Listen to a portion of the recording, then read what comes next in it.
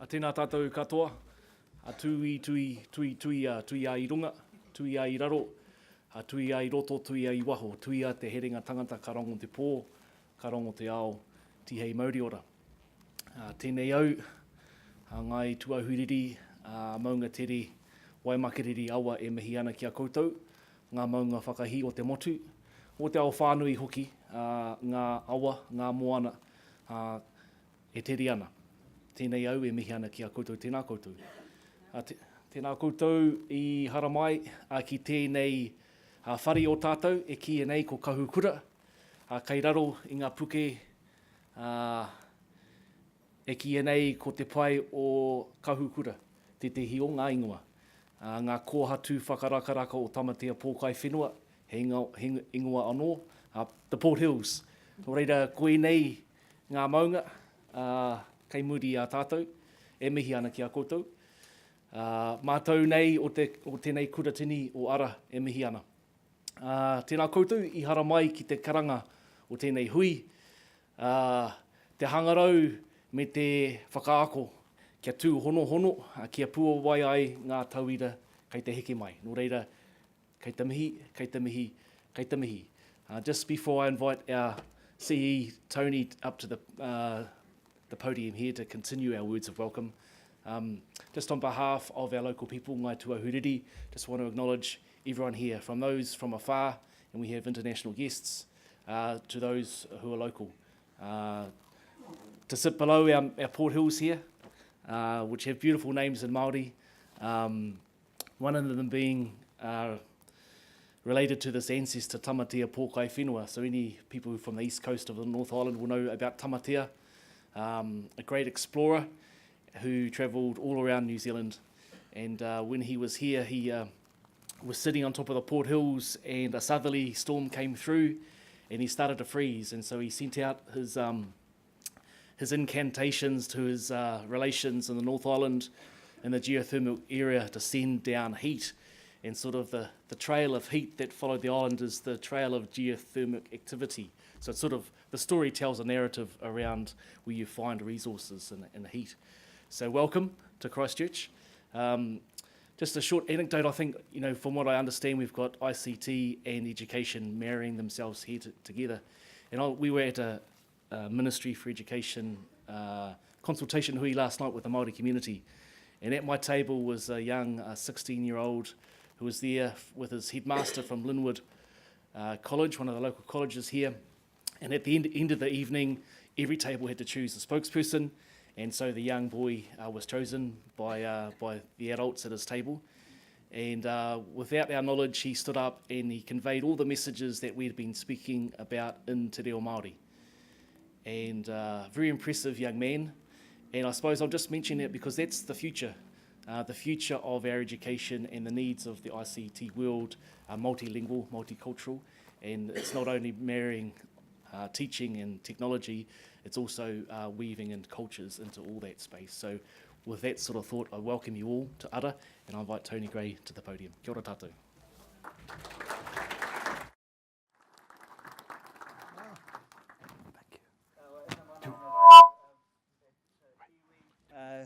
Tēnā tātou katoa, no mai hara mai whakatau mai rā, ko Tony Gray aho, no aho te tumaaki o te ara. Welcome to Christchurch and welcome to Ara for the 2018 Tertiary ICT conference.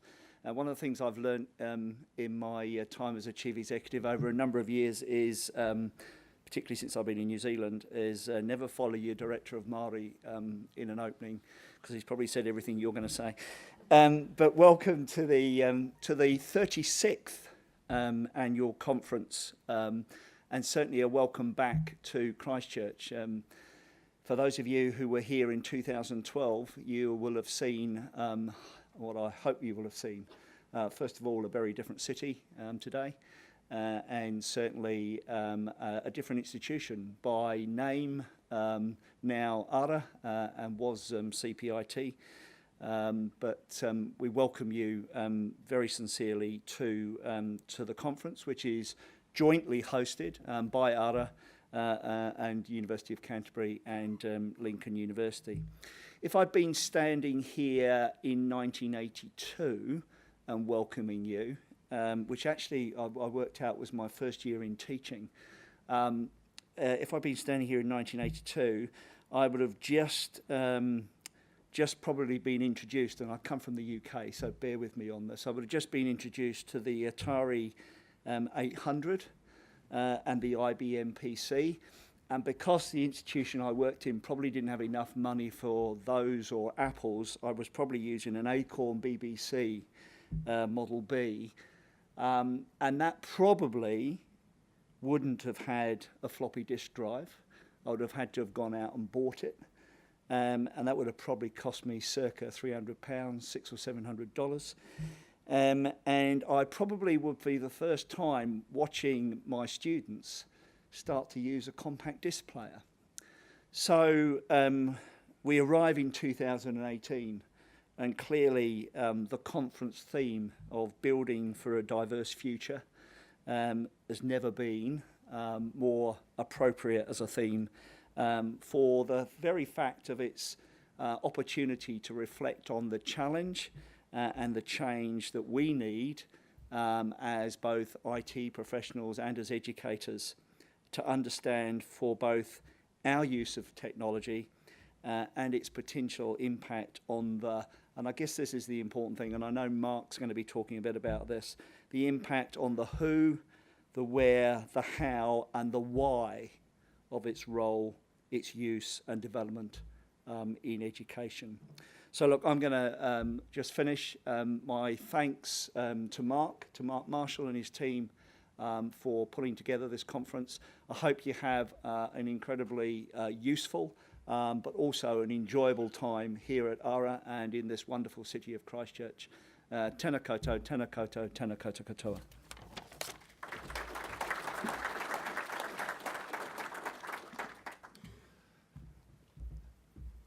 Kēnā tōtou katoa, and welcome to ARA. Welcome to many friends and colleagues who we've known over many years. Welcome to all those who we're meeting for the first time, and this is your first time here at ARA in Christchurch. Absolutely delighted to be able to welcome you all here, to host the conference here, and I think we've got a fairly outstanding program, a very diverse program that hopefully everybody will find something of interest and something to take away with them. And something that may make you reflect or change or in some way inform your practice going forward. Tony's comment about following Tamarino, yes, okay, so 6 of the 7 things on my list have been ticked off, so thank you, gentlemen. I get to do some of the boring stuff. Yes, we do work in a city where we have had some earthquakes, so just very quickly on the health and safety. If there is an event, you are actually in one of the safest buildings in the whole of Canterbury. This was built after the earthquake and is well above all of the earthquake standards, and so it's a very, very safe building to be in. But if there is an evacuation, the signs are all there. They're at either end of the building, front and back. The assembly point is actually outside the main entrance there, and what I would ask you to do is please not wander away. We do have fairly strict processes around accounting for everybody. Obviously, you will be aware that living in a city like this, we're very conscious of these things. So please support us in that. If there is an evacuation, please don't just wander off to your hotel, or because we will be looking for you. So without further ado, thanking to my 2 partners in delivering this in Christchurch. I can't quite see them in the midst of the faces here, but Canterbury University and Lincoln University, thank you. Both staff and institutions for your support in bringing this together. It wouldn't have been possible without you. And thank you to the committee who have helped us bring all this together. So have a wonderful time. I'll get out of the way and let you speak to the Marc, or listen to the Marc that is far more interesting than me. It's my absolute pleasure to introduce you to Marc Prensky, who resides in California and has made his way across the Pacific to come and to share with us his very interesting insight into our sector, a little into our past and a whole lot into our future. So hopefully you find that both challenging and informative. And Marc will be speaking through till about 10:30 when we'll break for morning tea. Welcome everybody.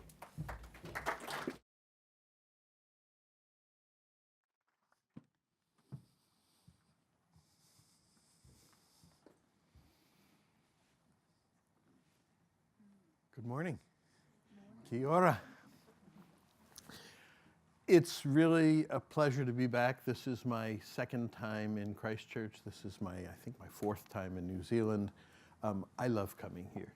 And you people have a wonderful country, and more people from my country would love to come here, I think. So watch your immigration policies.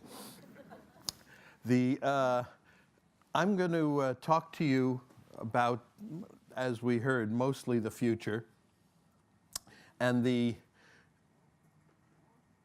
if you want to get the slides, if you like what I say and you want to get some more detail, and I'm going to use a lot of those slides, you can send me an email at this address, marcprensky@gmail.com, and I'll give that at the end as well when you might need it. So who am I? I just got found by Marc on the internet, and I'm a guy who grew up in New York City. I went to public school. I lived in public housing. I got to go to some really good schools, Yale and Harvard Business School, and work for a really interesting company called the Boston Consulting Group. I've taught at all levels.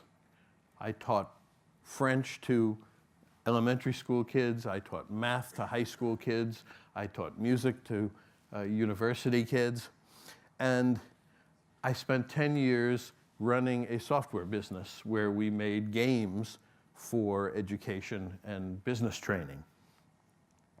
And I've written 7.5 books, and I say 7.5 because I'm still working on the 8th, and I'll tell you a little bit more about what that book is when we get further into the presentation. But mostly I'm here because I really love and want to help kids. And I use the word kids, but I mean from the very smallest toddlers all the way up to the people in university. And I do my best to try to figure out what they need, to listen to them, and to really say, how can we help? And the way I do that is I try to imagine what education would look like if we didn't start out with so much baggage from the past. All the tradition and all the history that we have in education, and we just said, these are the people we have now. This is how they're equipped. This is the future as far as we can see that we're preparing them for, and then we started to do that. Now, I have a big thank you, not only to Marc for finding me, but going back many years. In 2001, I published an article called Digital Natives, Digital Immigrants in an obscure journal. And a couple months later, I got an email. And the email said, we are the Gifted Children's Association of New Zealand. We read your article in the newsletter of the Gifted Children's Association of Tasmania. Can we republish? Who knew? Who knew? And what I learned is that there are people all over the world hungry for new information and looking for things and scouring the internet and trying to find what's going on. And that's how come I'm here from so far away, and I really appreciate that. So this is the interactive part. You've all been sitting for a while, but I'm going to ask you to stand if your answer to this question is yes. And this is the question. Do you, as a parent or educator or student, feel any disconnect or struggle or dissonance between the education we offer kids today and what you think kids really need for the future? So if your answer to that is yes, please stand. Okay. Let us pray. Thank you. Okay, not everybody stood. People are different. But the majority, vast majority of you did, and that's really why we're here and what we're talking about, because so many people have been looking at education and saying, how can we make it better for the kids? And that's what we want to talk about. How can we expand the kids' minds for the third millennium? And how can we produce civilization-level change in education? And my understanding, or my concept through looking at people like you and asking these questions, is that we're in a profound crisis. And this is around the world. And it's a crisis that's as big as when we went from a flat earth to a globe. And everybody, oh, that was very different. Or from the earth-centered concept of the universe to the sun-centered concept of at least the planetary system. And that was a huge deal also, and people died for that. So we all want our kids, I hope you all agree with this. If you don't, it's the time to leave. We all want our kids to be educated. And what is evolving, though, is what an education is and what being educated means. And we thought we knew, in fact, we did know for several hundred years. That's all the baggage that we have. So we've been doing the same things, and we continue doing the same things as we move into new times. But all our kids need to get into those new times, into the future, not equipped for the world of yesterday, where we grew up, which we all know was a world of reading and writing, and those in the room have been part of the arrival of computers, and I was too. But we have to equip the kids with the skills that will allow them to function and thrive in a new and very different context, which will be the third millennium. And the real topic of my talk is how much things are going to change and why and what we need to do about it. Because the crisis is really about our newly empowered kids. That's what causes us to have to do something different. And we don't always see that, and we say they can't do this and they can't do that. But they really are newly empowered, and their world is changing exponentially. So that's also a big cause of our crisis. And I would say, and even though we're all IT people, no matter how fast or much we think the world is changing, I guarantee it's changing much further and faster. And we're going to think about why. And the reason is that we're used to linear stuff.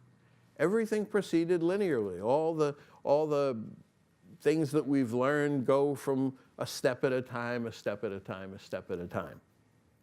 Except, of course, computer technology.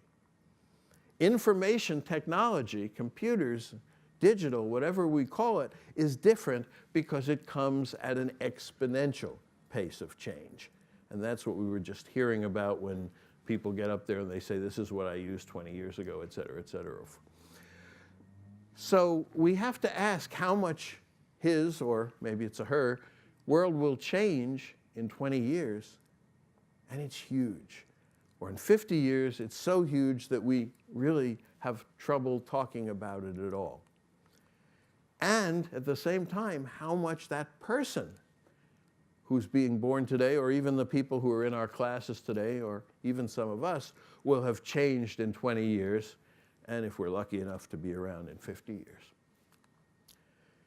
It's civilization that's changing exponentially, or about to. It's already started a little bit, but it's going to go much, much further because of this digital technology.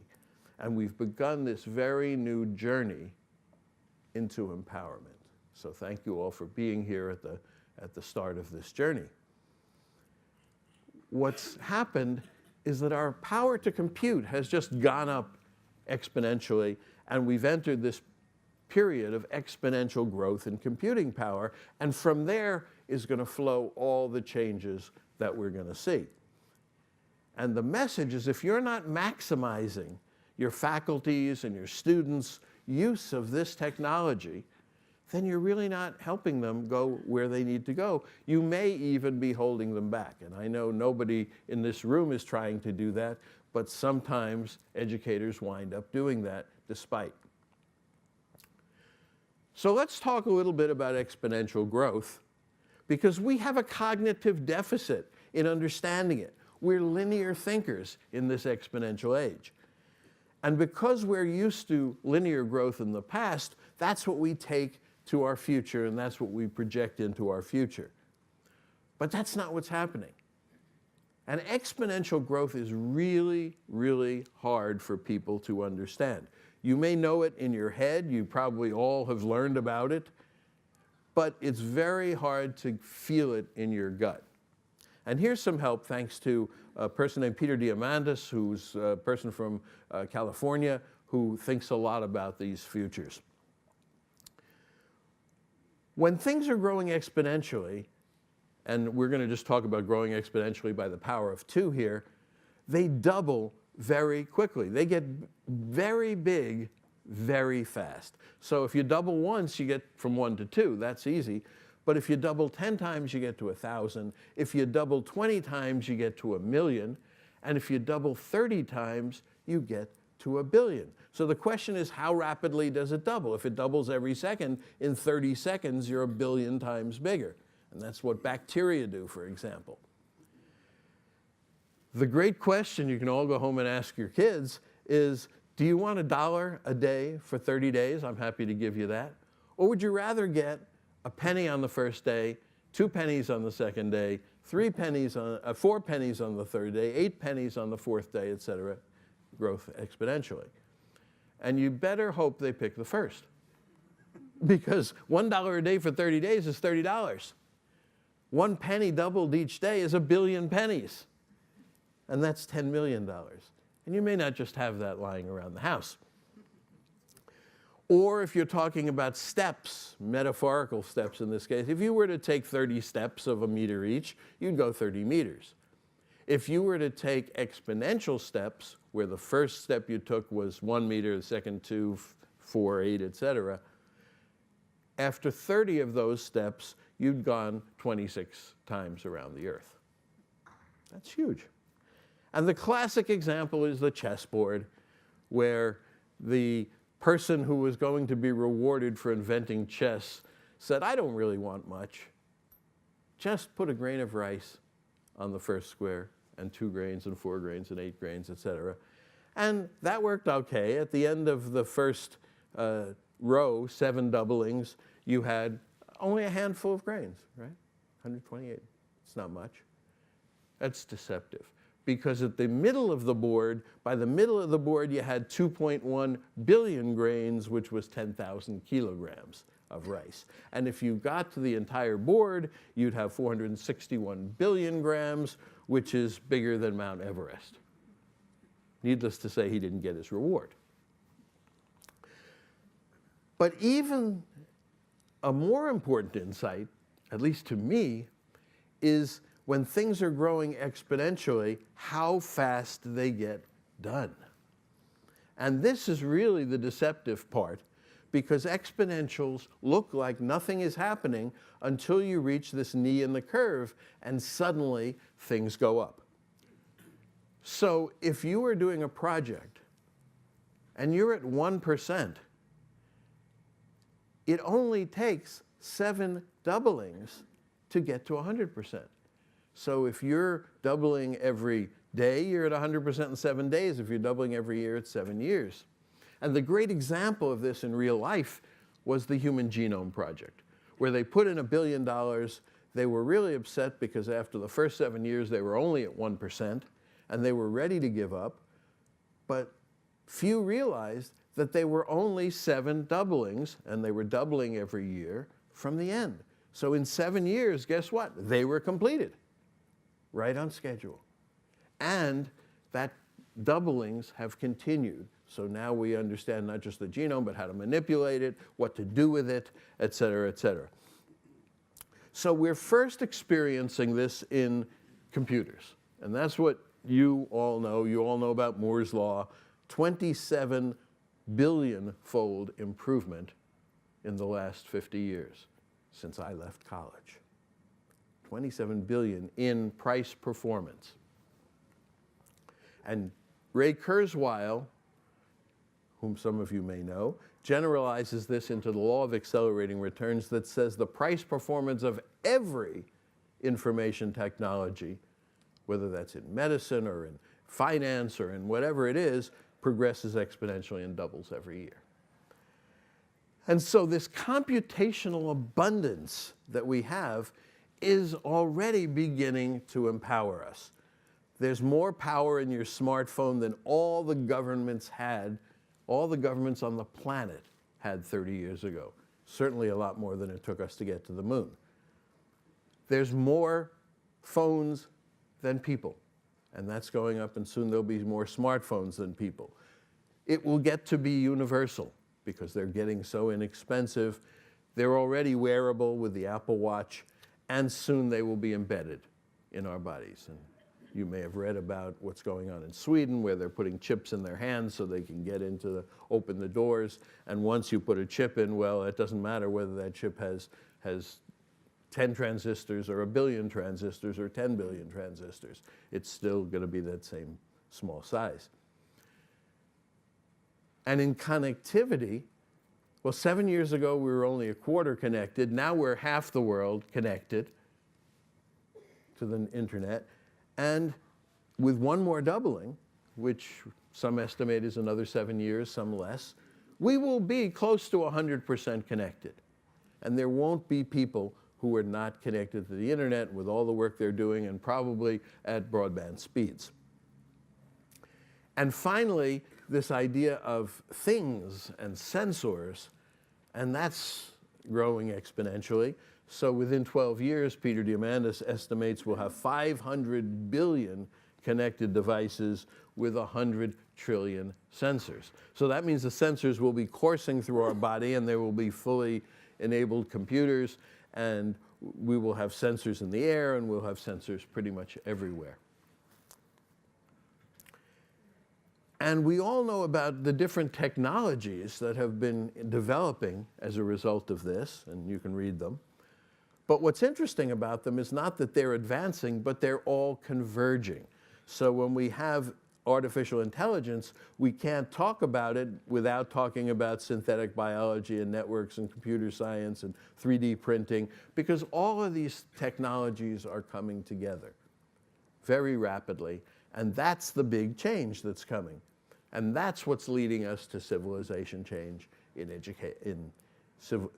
exponential change in civilization. As we become more powerful human-machine symbiosis. That's scary to a lot of people, right? There are people who are very pessimistic about this. Some of them may be among you. They think of the Borg. Worse, they think of the Matrix, right, where we're all in pods. But I like to look on the bright side of life. And so we can realize that it's not the first symbiosis that humans have ever gone through. We spent most of our evolution learning to become symbiotic with microorganisms. We have 100 trillion microorganisms that we can't see living outside on our skin and inside, which is really the outside in our gut. So we're just learning about this human microbiome, but it's been with us, and we've been symbiotic, and we couldn't live without it, and it's been with us for a long time. The second positive thing is this huge empowerment of individuals, of people. And we're going to see that with our young people and small teams. And the third is that we're entering a new age of exploration. You know, in the first, what we call the first millennium, it's really the 200 or 300th and first millennium of humans, but that was mostly agricultural. The second one, the last millennium, was mostly about building cities and cultures and civilizations. The next one is going to be a time of exploration. And not just by a few, like in the past, the people who discovered this place, but by many, many people, hopefully everybody. We're going to explore the human brain. We've already started, but we're very at the beginning. We're going to explore human health and longevity. We're going to explore outer space. So that's the great opportunity of being born and being a young person in this era. You'll see all that stuff. But I would say most people are neither optimistic or pessimistic. They're kind of unaware of how much change is coming, because most of it happens below the surface. The buildings more or less stay the same, or they get rebuilt, and these are buildings that are new, are not that much different externally from what we had before, although it's very interesting because now they've built them differently because of the earthquake, and they are actually underneath using all this computational technology. It's also not evenly distributed. So there's lots of people who aren't benefiting yet from some of this new computational power. And it just really, on the surface, we will probably be seeing some of the same buildings in 50 years and many of the same things, but underneath it's going to be very different. Don't be fooled. because you see the same things. The changes are going to be extraordinary. They're going to be in human behavior and communication. We're already seeing that with the kinds of things that we can do where we can talk for free around the world. Medicine, finance, transportation, travel, energy is going to become free because we're going to learn to harness the power of the sun. Physical world, we're going to have materials like graphene embedded in all our things, which is no weight and huge amounts of strength. And we're going to discover the parts of the universe that we can get to. And that's going to help us actually deal with a lot of the difficulties which are on the other side and lots of people think about. How many of you know what VUCA is?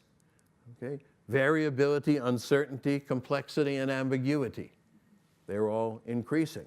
Climate change we all know about. Population growth we all know about. Growing automation we all know about and some of us worry about. And new questions, really important questions that we need to start discussing with ourselves and with our young people. What do we keep in our heads and what do we delegate to machines? I don't know my wife's phone number. I've delegated that to my machine. I just push a button. What's the future of work in an increasingly automated world? And we'll talk a little about that. What does it mean to be human? People are asking this. There are conferences around the world now. What does it mean to be human in an age of intelligent machines and artificial intelligence? And so many attitudes are changing generationally that we need to ask, what's the meaning of things like privacy and property and personal relationships and security and sexuality and power and kids and violence and God and justice and money and love and government and even time and space in the future. All those things are undergoing flux. And I don't have experience here, but I can tell you in my country, right, we've seen changes that are absolutely incredible that we wouldn't have thought about in terms of drugs and population and races and sexuality that have happened very, very quickly. Okay, what does all this have to do with education? It has to do with education because it means that the paradigm of education, how we educate, is going to change. And it's already changing, but it's just at the very, very beginning of what's going on. So what is education about? Well, if you talk to a lot of people, it's about knowledge or learning. And we can talk about what's the best way to learn and what's the best way to learn with technology, which is what a lot of you are concerned about. But learning by itself is not the goal of being educated, at least in my opinion and more people's opinion. We learn in order to accomplish useful things.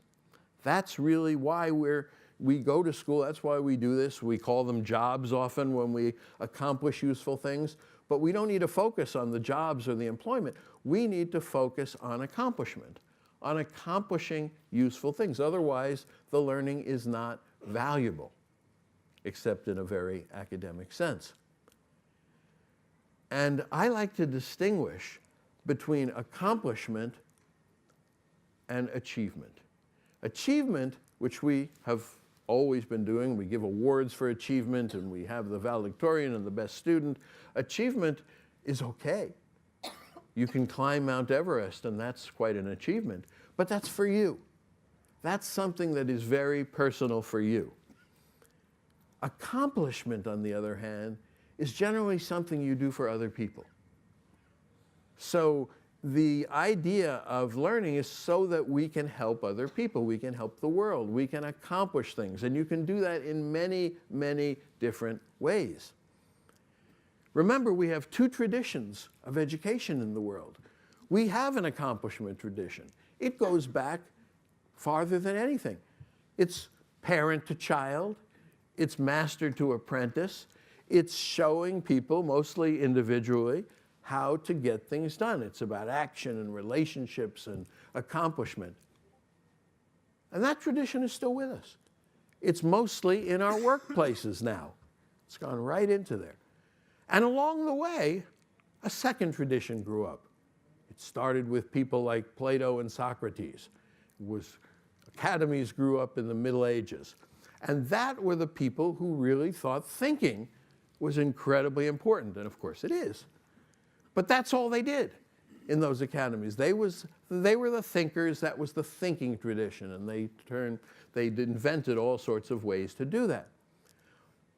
And what happened, and it's kind of a strange thing, and I'm not exactly sure how it happened, that academic tradition managed to capture, hijack our schools.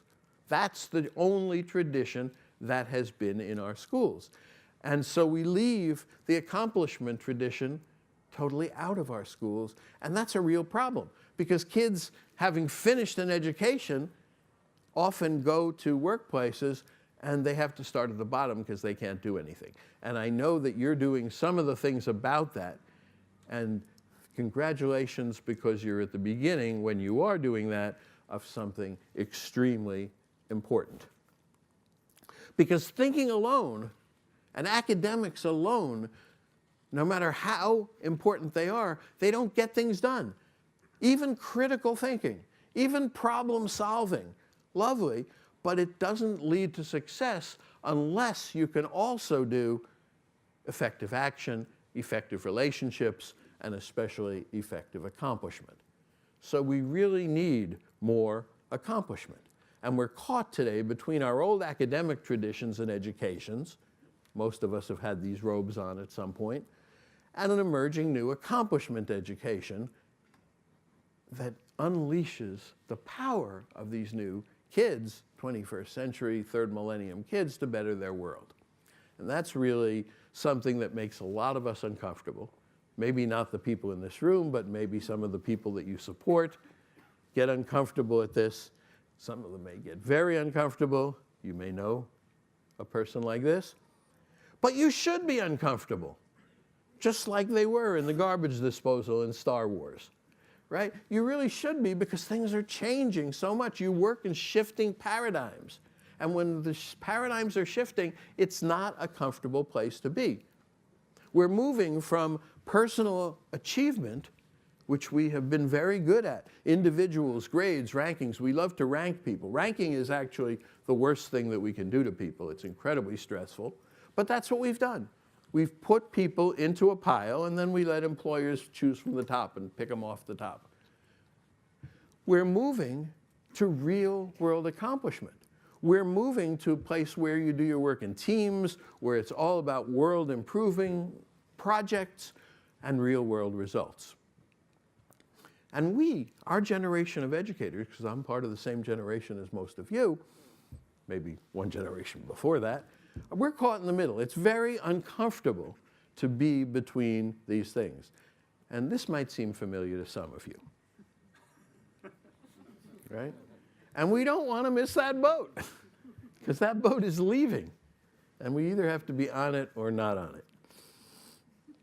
So in talking about paradigms, I just want to, when I thought about it, and people use it all the time and they throw that word around a lot, I said, let's go back to where it came from. Let's see what it really means. And the person who invented that term was a guy named Thomas Kuhn, who wrote The Structure of Scientific Revolution in 1962. Any of you read that book? Good. Well, I'll sum it up in 4 slides here. How lucky you are. He introduced the idea of paradigms. He described scientific revolution as the process of paradigm change, and he offered a theory about how it happens and when it happens. A paradigm is a collective way that practitioners, that's us, look at the world. We all look at the world in more or less through the same kinds of glasses. And the prevailing paradigm defines what's normal, the normal practices in the field.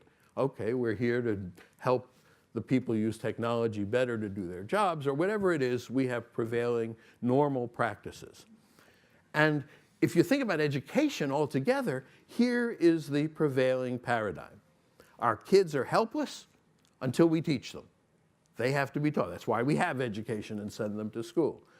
The goal of that education is to make each one of them a better individual. And the best process that we've come up with is classroom education. It's lecture, it's doing what I'm doing. And it has content, it has tests and ranking and degrees. There won't be a test today. And that's fine, because it's worked for a long time.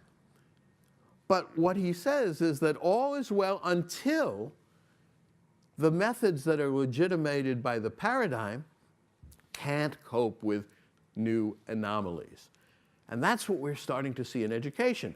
We see failures. It doesn't work for some kids. We see businesses being dissatisfied. They can't find the people that they need. And especially, we see kids who are really empowered and really don't want to do the things that kids used to do in the past. I happen to have one of those. And as a result, crisis comes, because these anomalies just stick with us no matter what we do. No matter how much tinkering we do with our education or with anything, we still can't get rid of this gnawing crisis and these changes that really don't fit into what we do. And so we need to displace the conceptual network. And he says, really put on new glasses to see the world in different ways so that it makes more sense. It often takes a long time because it's contrary to the established order, but eventually we change over. And often what we do in the future is very incompatible with what we do in the past, so we don't do the stuff from the past anymore. So here's where I think we're going, to a new paradigm. Kids are now empowered, young people. When I say kids, I mean from here to all the way through university. So forgive me for using that word if you don't like it, but they are empowered to accomplish. They can do things that we couldn't even begin to think about doing when we were their age. The goal among more and more of them, and I just heard some statistics about this yesterday, is bettering their world. Kids more and more say, you know, we were not left a very good world by you guys. We need to make it better. And the new process is world-improving projects with a lot of useful skills, a lot of which we don't teach in school, and each kid becoming a unique, connected person. So education around the world is in a profound crisis, and it's caused by the growing anomaly of these newly empowered kids. That is a new perspective. We're educating very different students for a very different world. We don't like to think about that a lot because, again, linearly, we think the world is just going to go on with a few changes, but it's not. The kids are growing up in a human-machine age, and the problems that they're facing are going to be new and different and wicked hard, is what a lot of people say about problems, big problems. We talked about them, the VUCA, the climate change, the population growth, the automation, and all the new questions. So we're going to need that help from machines. We're not going to get there without them. And already, look what's happened. Reading and writing are becoming machine skills. So there's an app that Google just produced that's called Talk to Books. And it is a way to do research by going to a site, asking a question, and then the app reads 130,000 books in half a second. And it comes back with all the quotes that it thinks are applicable, not by keyword, but by meaning. So they're doing semantic search of 130,000 books in half a second. Researching, again, that's a machine skill. So you can do that. When I was in school, I would go to the library, I would get the books out if they were available, and maybe I could read through 30 of them or 40 of them, but not 130,000 of them. Translating, now we all know, is becoming a machine skill. And we now have, they have places, machines, Google has them, you talk into the phone and the other person hears it in their ears in their own language. And that kind of stuff is getting better every day. We used to, when we first saw Google Translate, we all said, oh gosh, this is nothing. It's not as good as a human, never be. Well, every single day it gets better. When you go to sleep tonight, the Google translation on your machine or whatever translation you use will be better because it will be updated in the cloud. And even thinking, now that we have artificial intelligence, is becoming, in some instances, a machine skill. And we have to start thinking about where it should be a machine skill and where it shouldn't be a machine skill. Because we're entering a period where anything that two people can do equally well can be and will be automated, probably in your lifetime. If you do your job really well and somebody else does that job really well, well, I could probably write an AI to do that. Except that if you do something unique, if you do something special, I would say, I don't just want the AI, I want you, or you, or you. So we have to help our kids, and we'll talk a lot more about this. So becoming the kind of teacher and an educator that today's kids and tomorrow's kids need requires these new perspectives. And I want to give you some very quickly here, especially about the way we see and treat our kids at all levels. Because we under-respect them, we underappreciate them, and we seriously underestimate what they are capable of doing. And this is not my opinion. This is the opinion of all the kids I talk to around the world. And I talked to 2 yesterday, and that's their opinion. In fact, we too often treat our kids as if they were pets. We tell them, go here, sit where I tell you, do this, follow me, go to the bathroom even when I say so, my kid added that, and perform the tricks I taught you. And that's what testing is. Testing is saying to the kid, okay, I taught you all these tricks, do them.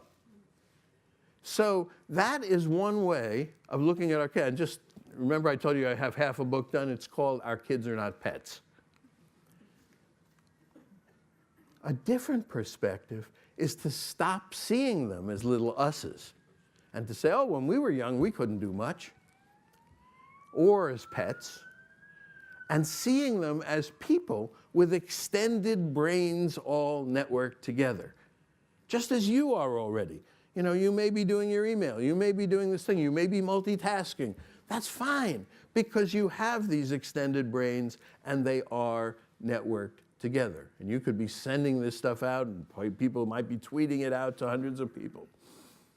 The technology is giving kids so many new capabilities that they're empowered, no matter who they are, to do almost everything in new and better ways.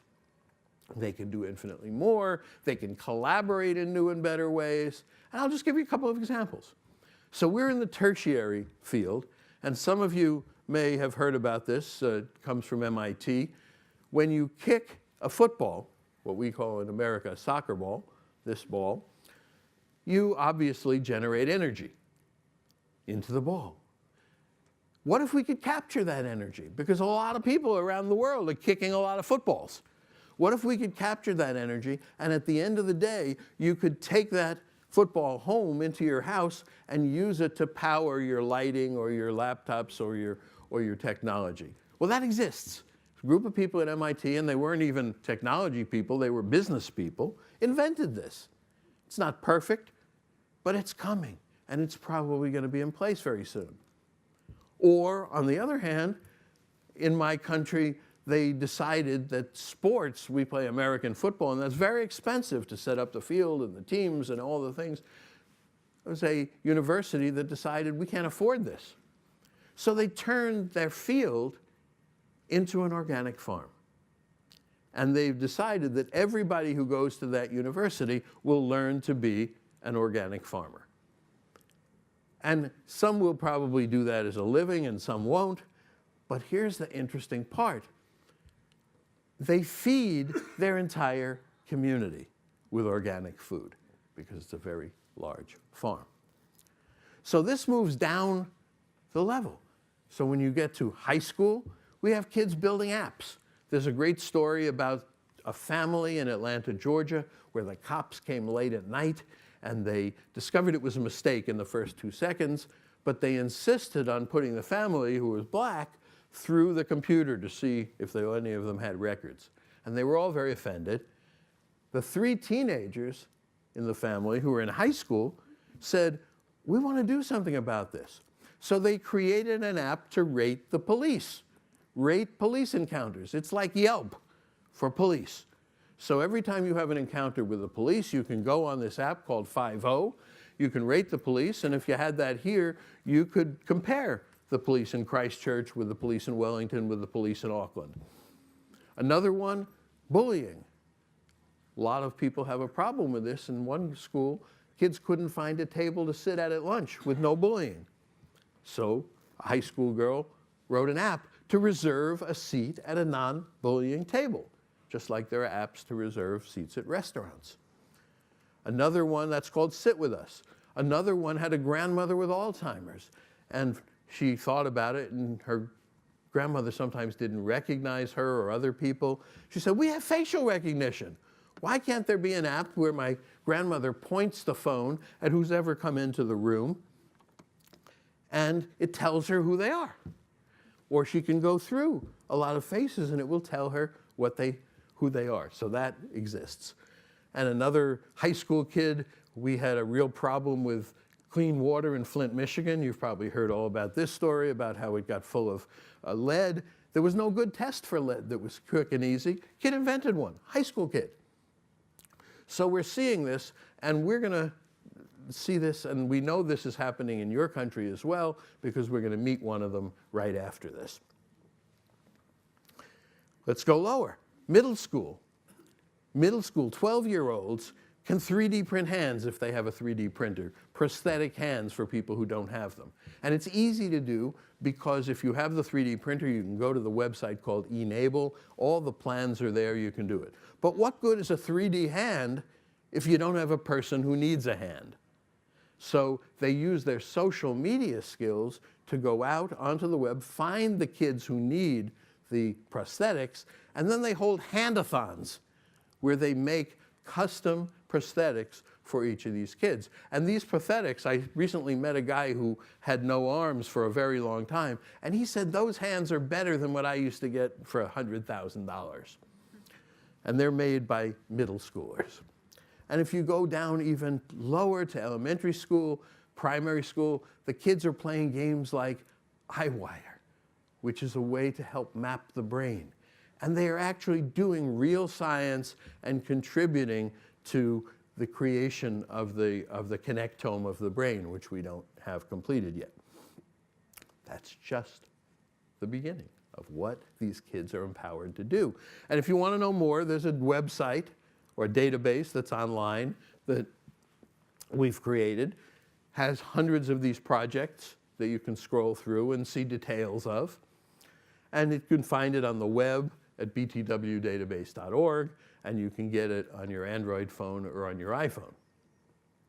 And that's how you can get inspiration of what kinds of projects have been done. And as I hear about them, and I hope to go home with a whole stack more of these from New Zealand, then I add them to the database.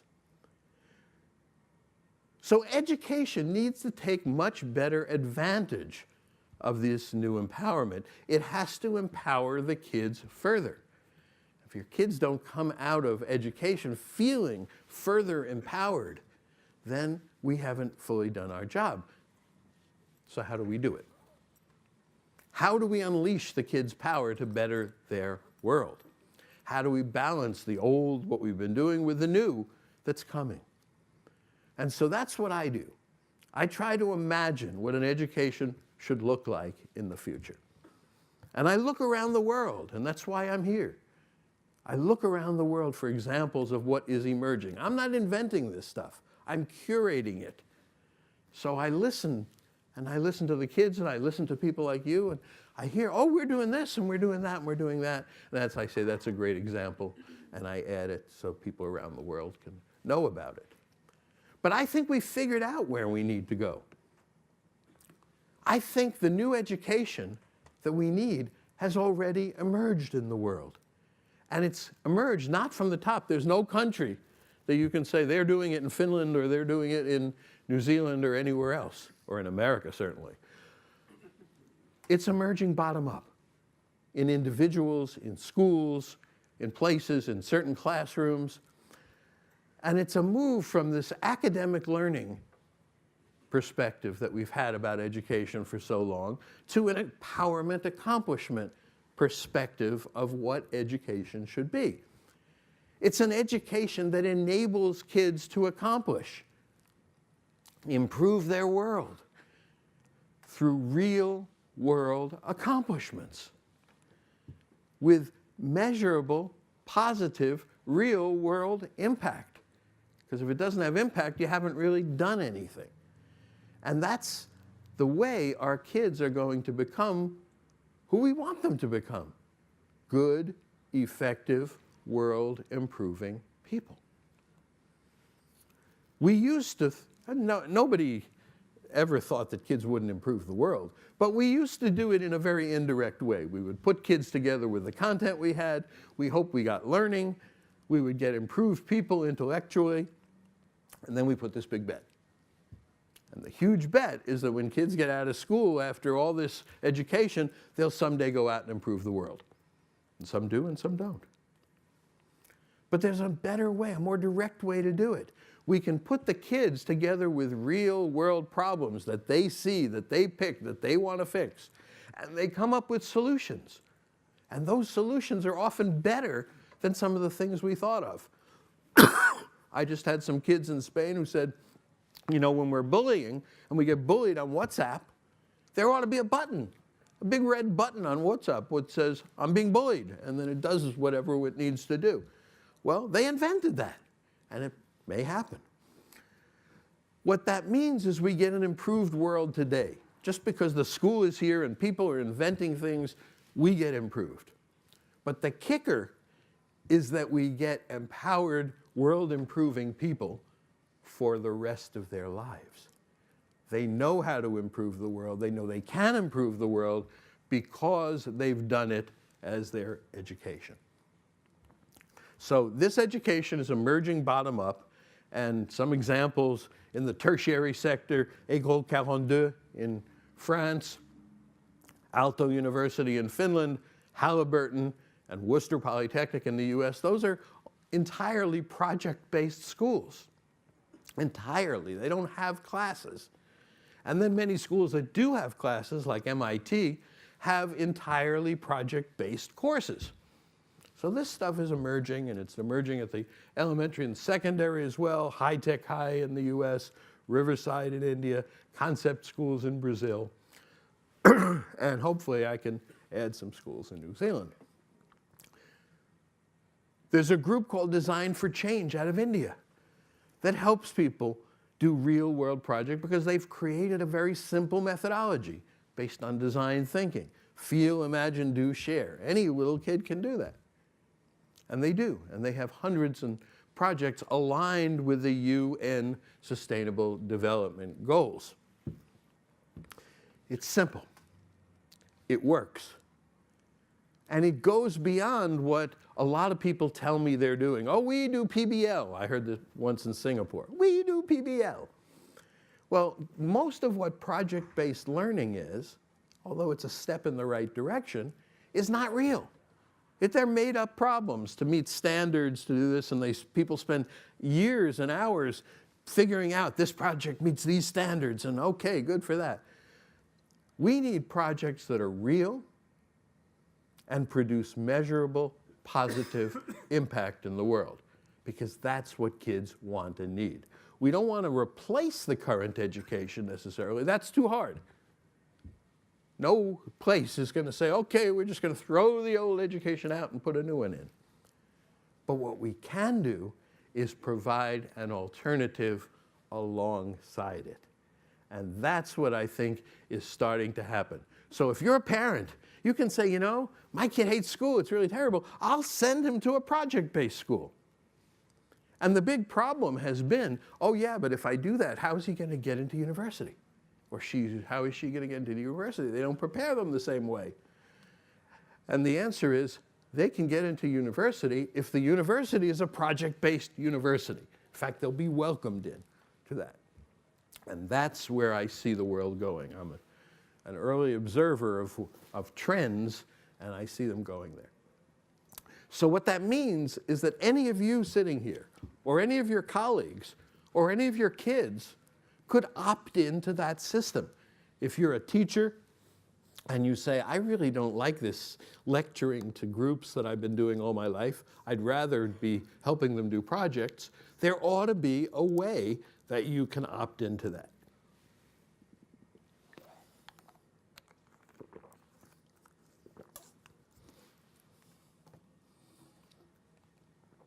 So let me just give you a very quick summary of what that new vision is like, this coming civilization level change that I think will grow up side by side with what we do now. And again, let me emphasize that I've heard about this happening here.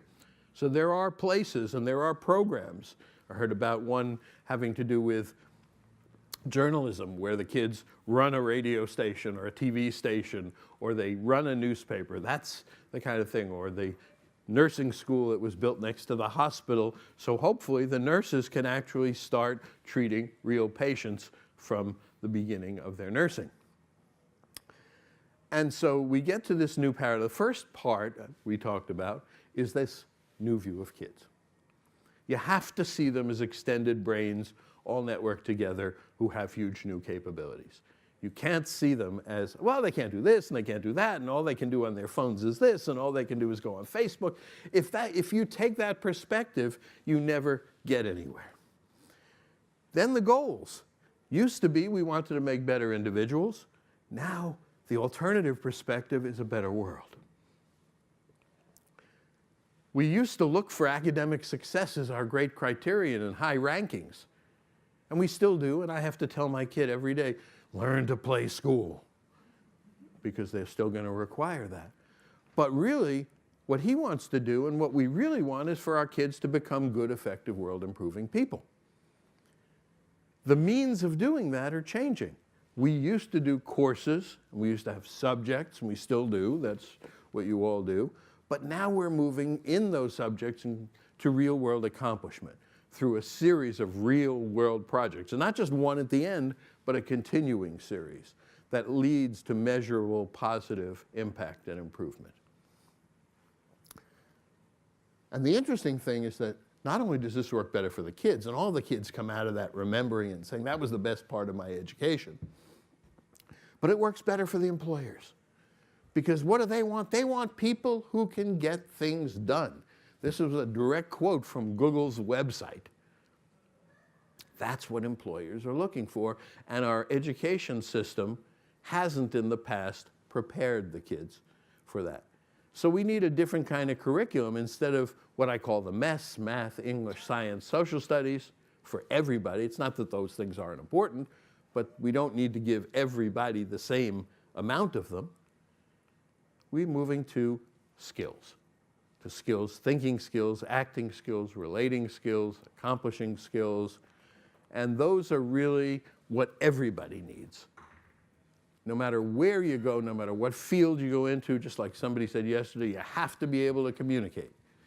And those things can be broken down into the skills that people have developed over history. And what we want our kids to do is not to master those skills, because you can't. Those are lifelong skills.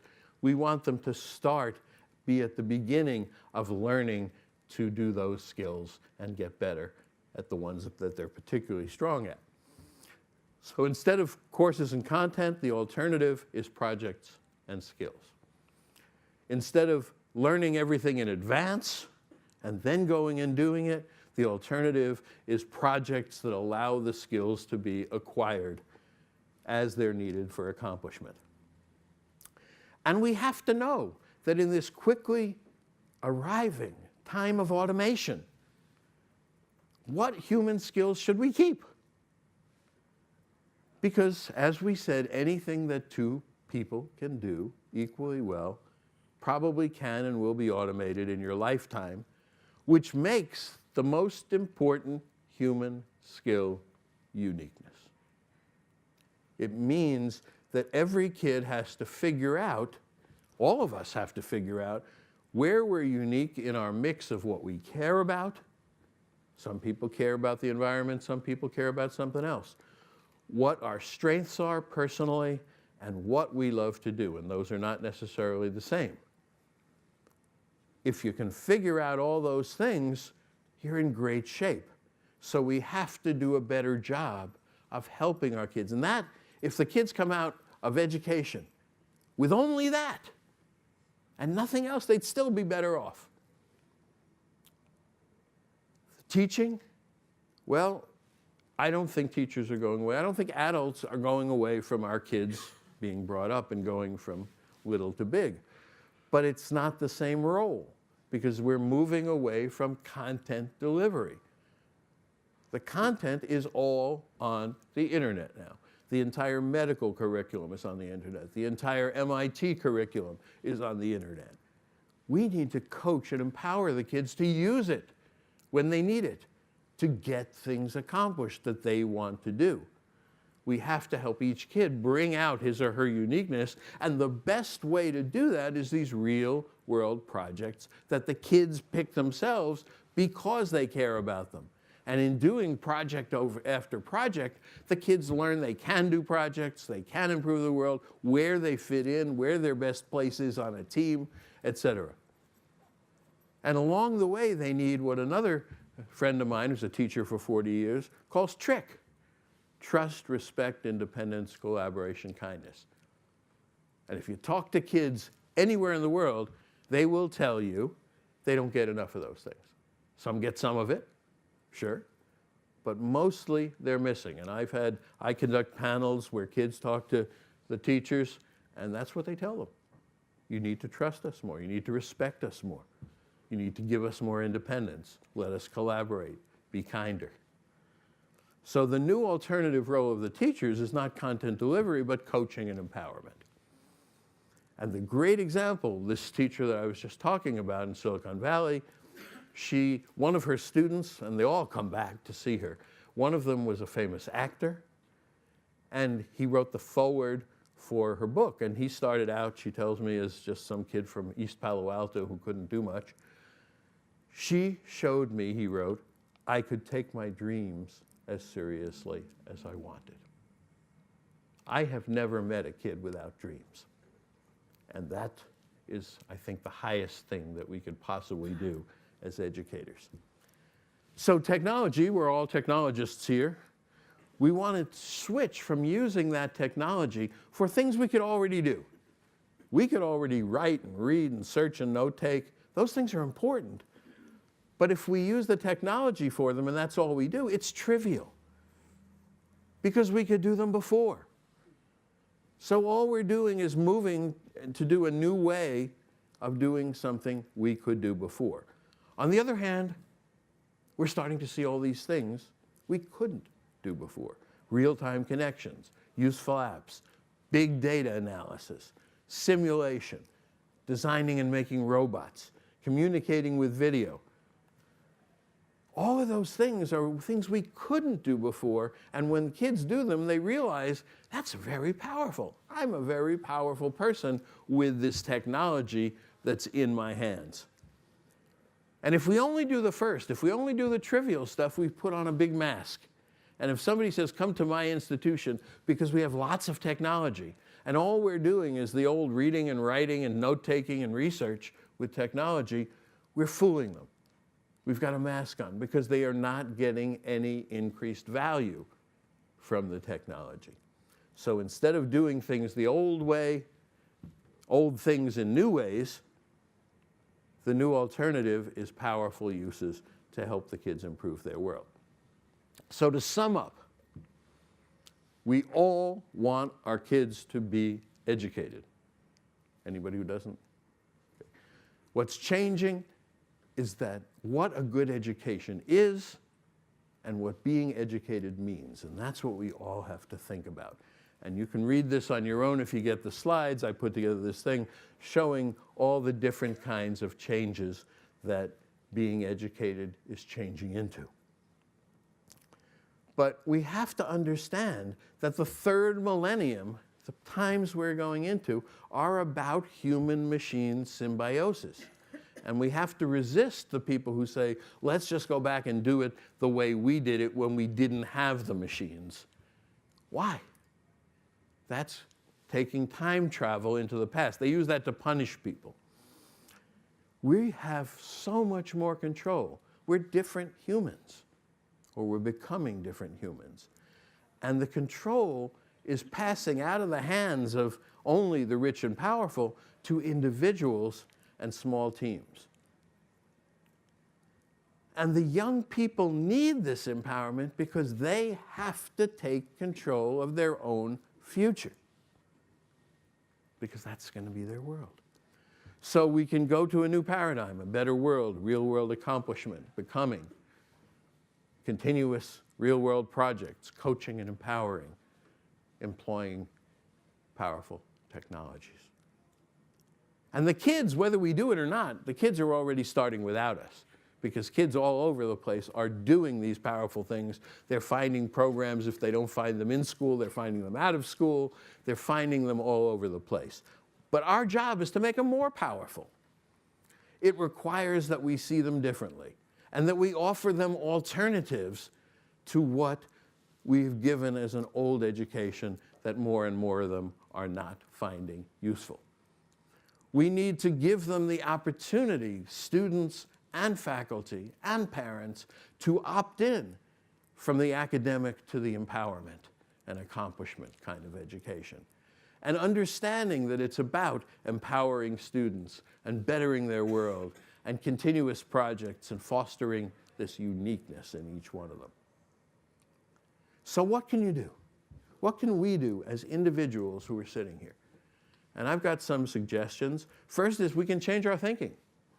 We can go from learning to accomplishing, from bettering yourself to bettering your world, from being empowered to learn to being empowered to take positive action, from just thinking about passion and passion projects to applied passion to bettering the world, from thinking about high rankings, which are so destructive, to people who get things done, perhaps each in their own or his or her own way, from thinking like academics to thinking like the rest of the world, real world. And my special pet peeve is from saying, we don't know what's coming, so we can't really prepare the kids, to saying, wait a second, we do know a lot of what's coming, and by the way, we should be preparing them for anything. So you can help focus our teachers and our young people on the future. We focus an awful lot on the past and how we did things and what we did and repeating and repeating. Focus people on the future. Help the teachers and kids use the technology in powerful ways. And when there are people who take them away, close your laptops during my lecture. You know, put your phones away in a locker during the class. Don't let them do that. Work with them to find powerful ways to use these tools, because those are the tools of their age. Go to the database, get inspiration, see what kids have done. Go to the Design for a Change site, learn the methodology for doing these projects if you don't already know it. Teach people what they should expect from a project. Measurable, positive impact on the world. If you do a project and all that comes out of it is a report, it's not enough. You haven't made a measurable positive impact. You've got to go to the city council, you've got to go wherever it is and get something done. You can help people decide when to do projects. It's best if you do them all the time, but there are lots of other alternatives. Some people do them at the end. That's probably not the best, but it's better than nothing. And then you can inspire them. And Ray Kurzweil just wrote this book called Danielle about a young girl who does this, who uses the technology to better the world. And we're going to hear in a minute from a young Danielle in New Zealand. And that's really terrific. I just met her, and I'm happy to be her warm-up act. So this new alternative empowerment education that's appearing in the world, it's better for the kids because they get what they really need, the ability to accomplish and get things done. It's better for all of us because it liberates their power. Instead of those kids being cooped up in school and being miserable, their power is used to make their world better. And we need a future education that empowers kids further to better their world. And the good news that I'm here to tell you about is that the world is creating it. And you ought to be a part of it in whatever way you can. Because in the next 30 years, we're going to be connecting our brains to the web wirelessly. Our neocortex, which is really our thinking power, is going to be supplemented by a artificial neocortex in the web. So humans are going to be really different. We're all going to be able to think bigger and more collectively, and this is what Ray Kurzweil said, we'll multiply our intelligence 1 billion-fold. So today we're on the ground floor of a very, very, very new world to come. It's a world full of imagination. It's a world full of creativity. It's a world full of innovation. And it's a world full of entrepreneurial spirit. And I come to you as a huge optimist about the future of education, because I'm a huge optimist about our kids. And I mean all kids everywhere, New Zealand and everywhere else. But it's critically important that we see them as having these extended brains all networked together. It's critically important that we treat them with trust, respect, independence, collaboration, and kindness. It's critically important that we help each one of them understand what he or she cares about, what they're good at, and what they love. And it's critically important that we help them do projects that allow them to use this new empowerment to better the world, so that they realize just how empowered they are. So they don't just sit there being empowered and not knowing how to do anything about this. And my favorite example of this is from my own country, are this terrible thing that's happening with school shootings. And you've all heard about these on the news. And the kids, both those whose schools have experienced it and other kids, want to do something about it. Rightfully so. So what have they been doing? They've been demonstrating and organizing. They've been encouraging people to vote. And I look at that and I say, yeah, that's great. But I could do that 50 years ago. That's what we did when we wanted change. These are new kids with new power. We have to help them. They're going to have to figure out, but it's even better if we help them figure out how to use that new power to somehow make the change that we need in the world. Because the self-esteem and self-confidence that we want our kids to have, that comes from real-world improvements. If you can point to something and say, see that? It was bad before. But I, with my team, we made it better. That's where you get your self-confidence. The best predictor of future accomplishment that we all want is past accomplishment. So the more you do it, the more it builds. And the great thing about the kids, especially the ones who haven't been to school at all, is they don't know what they can't do. And I talked with somebody recently who only hires kids from the very bottom because they don't know what they can't do.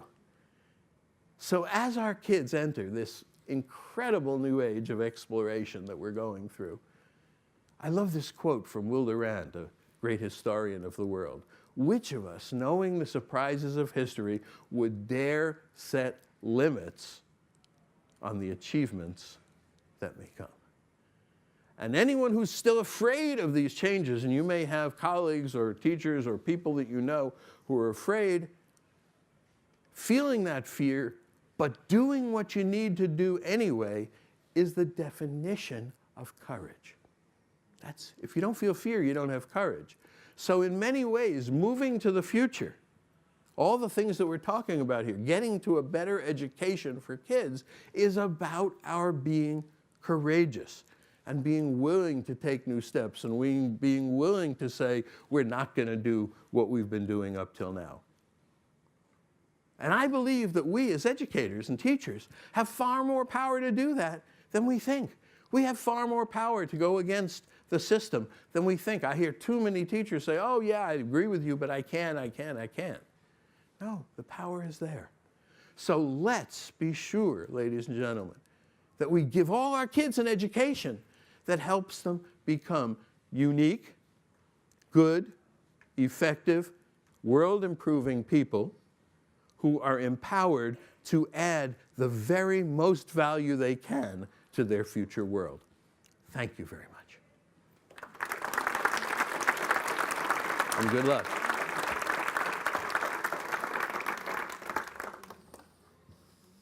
Thank you very much, Mark. That was great. We have 4 or 5 minutes if anybody has any questions from the floor. I'm sure Mark would be very happy to take them.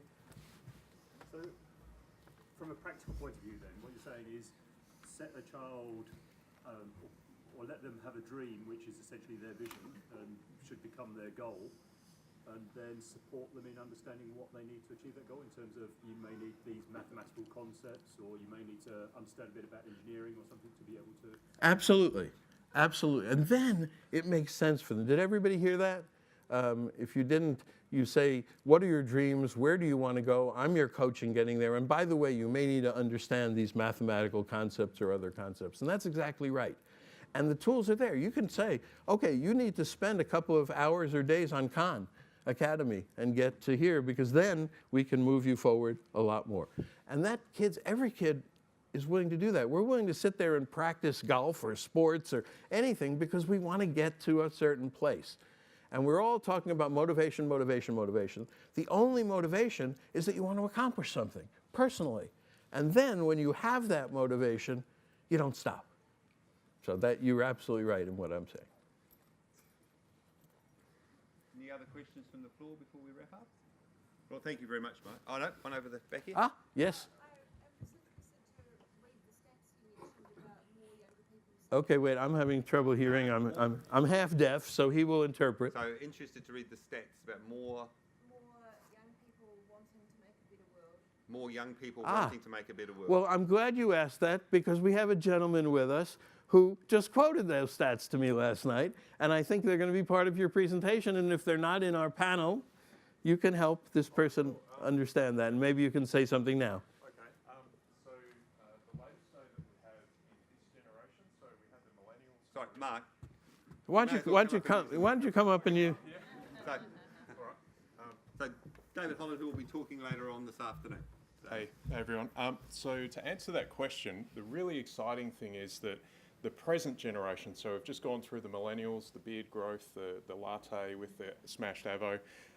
So the latest generation actually has 50% more engagement and care about the world and the issues that the world is facing. So they're coming out of the womb and they are primed, thanks to the interconnectedness of everything, with this sort of thinking. So Where do the statistics come from? Are those McKinsey statistics? So they're actually, there's a bucket load of them. So, So we'll stop you there. yeah. That's your Okay, That's it. good. All right. And hopefully we'll get you a bucket full of statistics.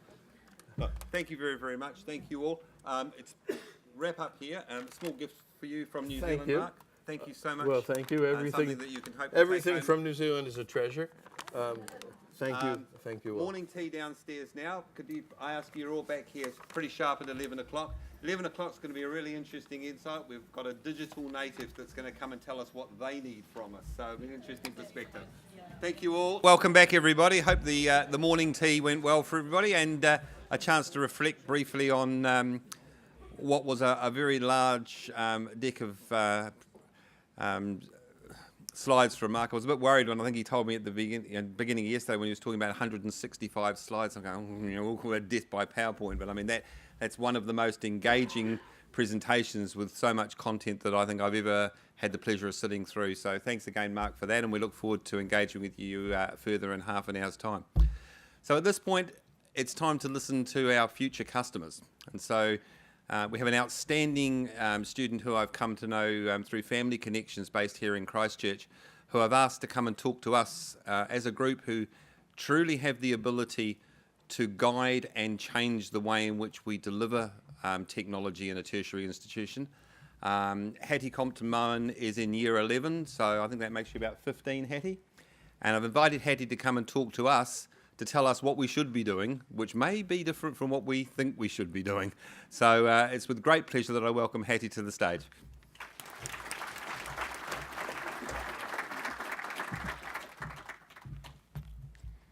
Hi everyone, thanks Mark for that introduction. So if I'm honest, I can't remember a day when I didn't have immediate access to technology, when I couldn't find the answer to a question easily or waste time playing online games, although I definitely wasn't as extreme as those little 2-year-olds playing on their iPads. So technology has been a massive part of my life, and particularly my schooling. In year 1, technology was mostly in the form of desktop computers that we could use for kid packs. And being a tech angel that year still remains one of the proudest moments of my technology career so far. As I've progressed through the school years, technology has gradually become a more central part of education. In my year 6, the BYOD, or Bring Your Own Device movement, blew up, and suddenly most senior students at my school had laptops. Now, at high school, we use our devices for almost everything. To me, it seems kind of normal, but according to my parents and grandparents, the world of education has changed a lot since they were last participants. I mean, I hate to say it, Annalise, but I think if I jumped out the window in maths class, there would be some pretty serious consequences. As a member of the digital native generation, thanks to Marc, hopefully this will be my student experience. Hi everyone, my name's Hattie Compton-Mowen, as Marc has said. I'm 15 years old, and that means I am currently in year 11. I'm at St Margaret's College. I'm a proud Disneyland enthusiast, Douglas Adams fan, and aspiring engineer. Oh, and all-round massive nerd, I mean, if you hadn't gathered that already. Being entirely honest with you, I am overjoyed and so grateful to be here. So thank you so much to putting up with me for 30 minutes and providing me with this opportunity. So today I'm here to give you my perspective on the student experience. So first starting school aged almost 5, I was lucky that my mum had started teaching at an international baccalaureate school, Selwyn House. Because of this, I was able to attend there for primary school, and this has totally shaped both my perspective and experiences with education. In year 1, I joined the robotics club and entered my first ever RoboCup with B-bots. I'm not sure if you're familiar, but B-bots are astoundingly simple: forward, backwards, and turning. Everyone else turned up with their awesome setups and complex robots. I was there with my B-bot and my Incy Wincy Spider CD. I thought I was pretty cool. But regardless of how silly that seems now, this was my starting point. Throughout the rest of my primary school years, I was given the opportunities to develop my skills in this area. This was particularly through projects, which I will elaborate on later. Now at St Margaret's, my love for science, tech, engineering, and maths, or STEM, has expanded. You could say I'm a bit obsessed. I'm now a part of our school's Internet of Things Club, strong advocate for and tutor of young girls in STEM, and, of course, an avid member of the Robotics Club. I'm currently working with the, inside of the digital technologies curriculum, working to create an online e-platform for young girls to help teach them the basics of STEM skills, because I'm very passionate about the gender divide in technology particularly. So throughout my school years, I've learnt a lot. And that's not just what's on the curriculum. I've discovered what's most important to me in terms of schooling, the 3 C's, if you will. The first of those is change. As I've said, I'm also a member of Generation Z, or the digital natives. As I've mentioned, this means that throughout my entire life, I've been surrounded by technology. Whether that was my pastel blue second-hand Nintendo DS Lite that I saved up and bought myself, or more educationally enabling like my MacBook, it's always been there. Learning is a 24 experience that technology assists.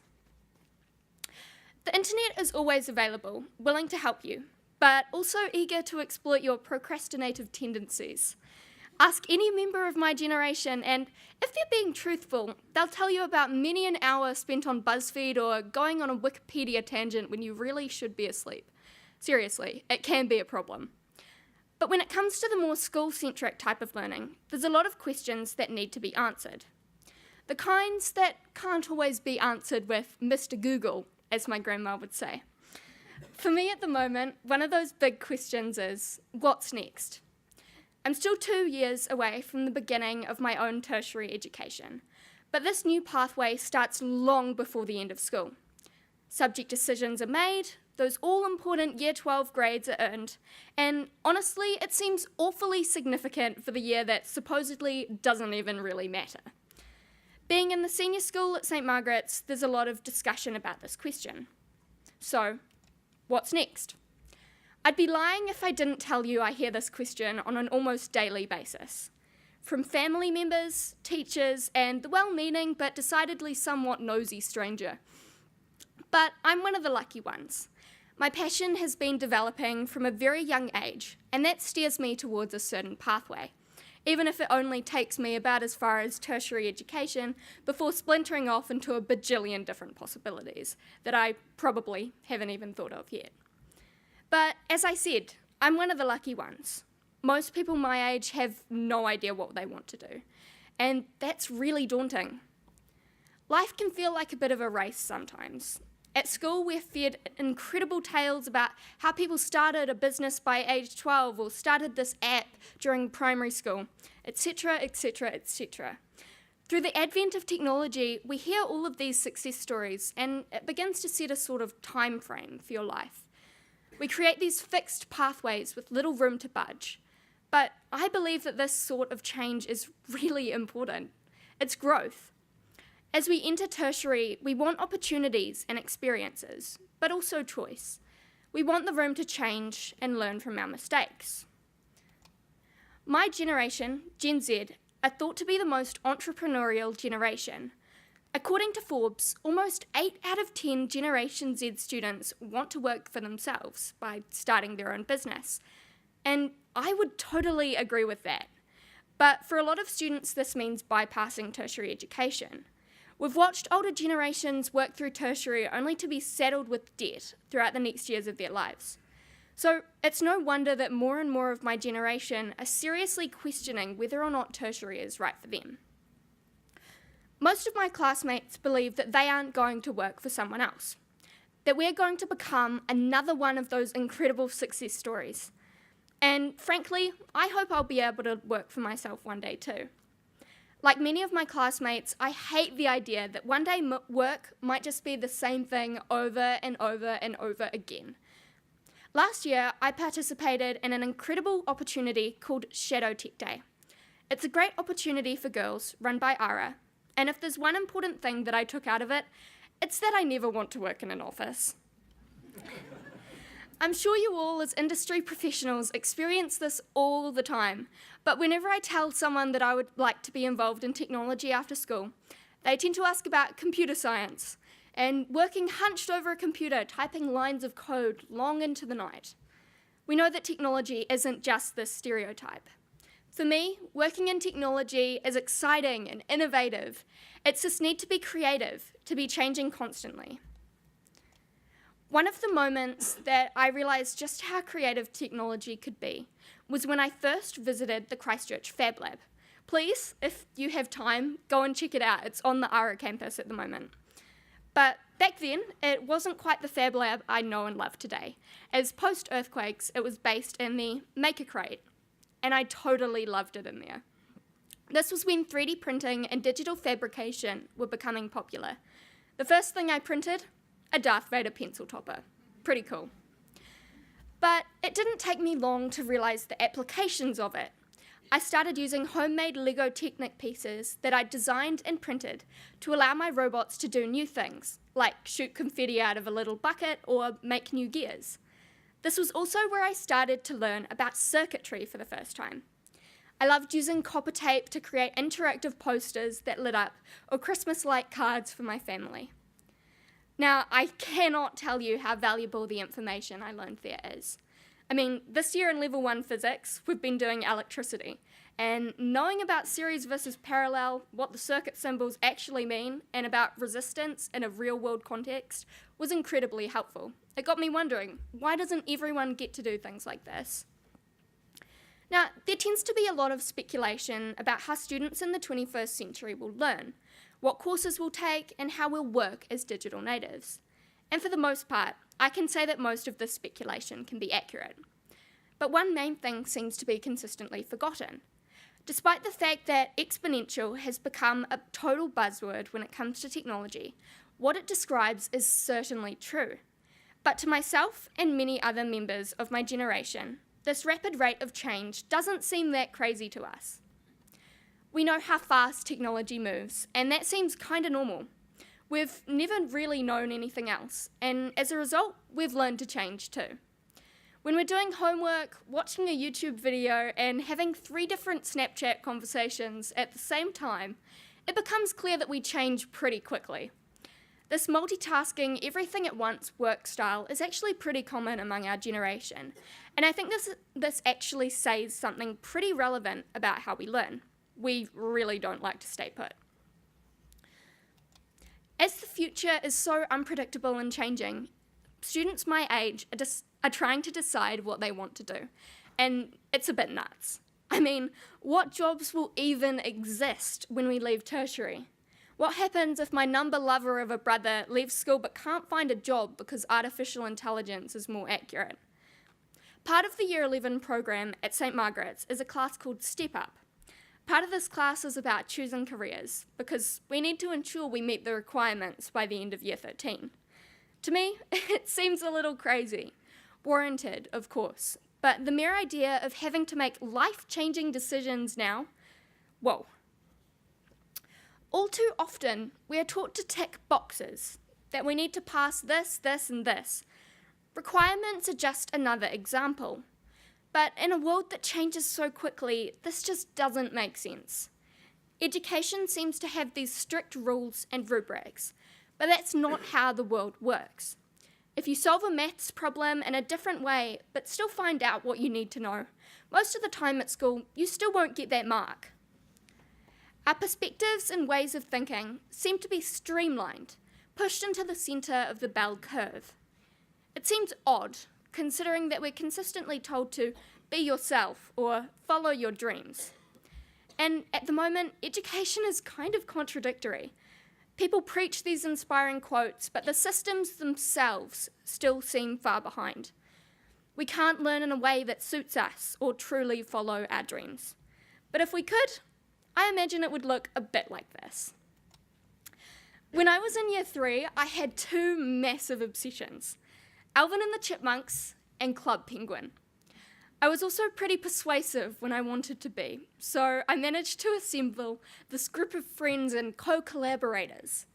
Every few days, we'd head up to the media room, as it was still called, to work on Club Chipmunk.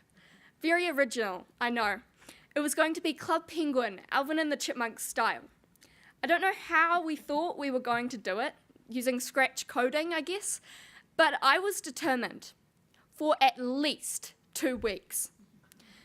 Back then, though, there were very few resources on creating something of this ambitious magnitude, particularly towards kids my age, so I changed what I wanted to do. Instead, I created an Alvin and the Chipmunks RoboCup entry. There seems to be a bit of a theme here. Anywho, I think this demonstrates how there is this need to pick out specific skills and learn those, regardless of what stage of life you're in. Self-teaching is a skill I've had to learn over the years, and it has benefited me in a myriad of ways. The way we learn is changing. When we're capable of teaching ourselves certain things, we don't want to be taught something we can already understand or can teach ourselves. Instead of traditional textbooks, we hope for unpredictability, for demonstrations and actual real-world relevance. We have a unique opportunity to create interconnected blocks of subjects for a better skill set and to learn more effectively. As my teachers would say, we can study smarter, not harder. So as students, we're constantly changing. It can seem crazy or fast-paced at times, but on the contrary, it's actually one of the few constants. If everything is changing, it seems kind of normal. It's exciting. The next of the 3 C's, curiosity, learning for learning's sake. As a self-proclaimed nerd and proud lover of learning, curiosity motivates me throughout my student experience. But I feel that this is something we're beginning to lose. Throughout high school so far, I've become increasingly alarmed at how the motivation towards learning has changed. The current model for education is very much focused on what my friends and I have dubbed box ticking. We're taught what we need to know, not what we want to know. Instead of asking genuine questions, most of my classmates ask, "Is this going to be in the exams?" And I understand that now. It's unfortunate, but we're all wanting to perform at our best, right? Secondary, and I imagine tertiary as well, seem to be very set in the old ways of teaching a syllabus with little room for deviation. As I moved into high school and this method of teaching, it seemed like a bit of a culture shock for me. Having had the internet at my fingertips for my whole life, I have always been able to ask any question that interests me and receive an answer that I can easily understand. Primary school seemed to reflect this. Curiosity was key, and project-based learning at the heart of the curriculum. My favourite conversation topics between ages 4 and 5 were centred around butterfly metamorphosis and Australopithecus. Although my keen interest in science has definitely remained, the way I approach it has changed. Rather than learning through questions and then answers, we seem to learn through answers and then questions, if that makes sense. But the problem is, if you don't know the question in the first place, it's a bit tricky to remember the answer. That's why I believe projects and question-based learning is so important. When I first started learning to code, one of my tutors said that we learnt through projects in that course because it makes the learning more valuable and applicable, that it becomes easier to retain and even easier to apply as you know what it can be used for. In utilising project-based learning as opposed to learning because it's going to be on an exam or you need it to fulfil the qualification, you are giving your learning an immediate purpose. When I first heard my teacher say that during my primary school years, I didn't really realise the significance of what they had said. Back then, everything was project-based. We learnt through inquiry and ensured that the learning fell into place around it. It was driven by passion. Now, I can see how true that statement is, having had an alternative to compare it to. Learning without a direct application is significantly harder. I went to a primary school that was particularly good at project-based learning. Being an IB World school with the primary years program, diverse ways of thinking were encouraged, and philosophy a core part of the curriculum. In Year 6, we worked for over 6 months to create our exhibition. Quite literally, we worked on projects that we would then exhibit, all based around a central theme. For my year group, the theme was about helping others. We decided to focus on sick children and worked with one of my now good friend's younger sister, who had a lung problem. In Year 7, we completed the CREST program, where we worked on projects using the scientific method. Being the total geek that I am, I decided to test the limits of Wi-Fi connections and find out what factors had the most impact. Then, in Year 8, we did our final project, the Passion Project. Everyone was encouraged to spend a while thinking about what they really wanted to do, and then we were given the means to explore this. We still had regular classes like maths, English, technology, and Spanish, but we had a lot of time to work on our projects during school. And the great thing is, we learned a lot, if not more, about those regular subjects through our projects. For example, in my project, I wanted to learn how to animate using a 3D animation tool. I researched into different software and price performance, maths, wrote a regular blog detailing my project, English, and the project as a whole was definitely about technology. Not only that, but I learned real-life skills too. I learned how to write proper emails to people, mentoring etiquette, budgeting, and the importance of the student discount. But in all seriousness, I think that these projects are why I feel more certain about where my passions lie. I've had the time to experiment and just follow where my curiosity leads me. I could always be confident that if I did what I was passionate about, the learning would follow. My friends who went to other primary schools and are now in the same position as me tend to be less sure. They haven't had the time to work out what they really love. And that's really hard, especially with upcoming deadlines, looming exam dates, and the all-important extracurricular activities. As someone who has started having to make some of these important decisions, I can tell you that it is really hard. You need the time and support to work things out. I do realise that this isn't always possible, which is why I believe it's so important to institutionalise project-based learning where it is possible. The main reason I personally feel tertiary education and the physical workforce will always have a place in society is community. In a world where we can now teach ourselves from home, what's the point of joining an institution or being a part of a greater organisation when we have the ability to work and learn as individuals? Working as an individual makes sense.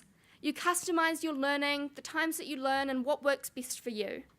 Yet we see that tertiary and businesses still have a place in our society, despite the fact that we've reached the point where we can learn simply by ourselves.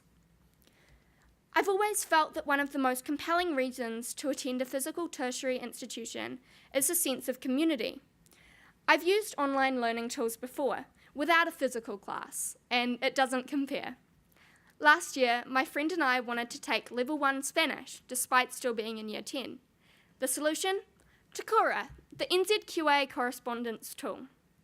Although the tool itself was somewhat effective, I don't think I could have done nearly as well with the tool if my friend hadn't done the program with me. Being in a physical class is always better to develop meaningful connections. You can share knowledge with others, and they share theirs with you.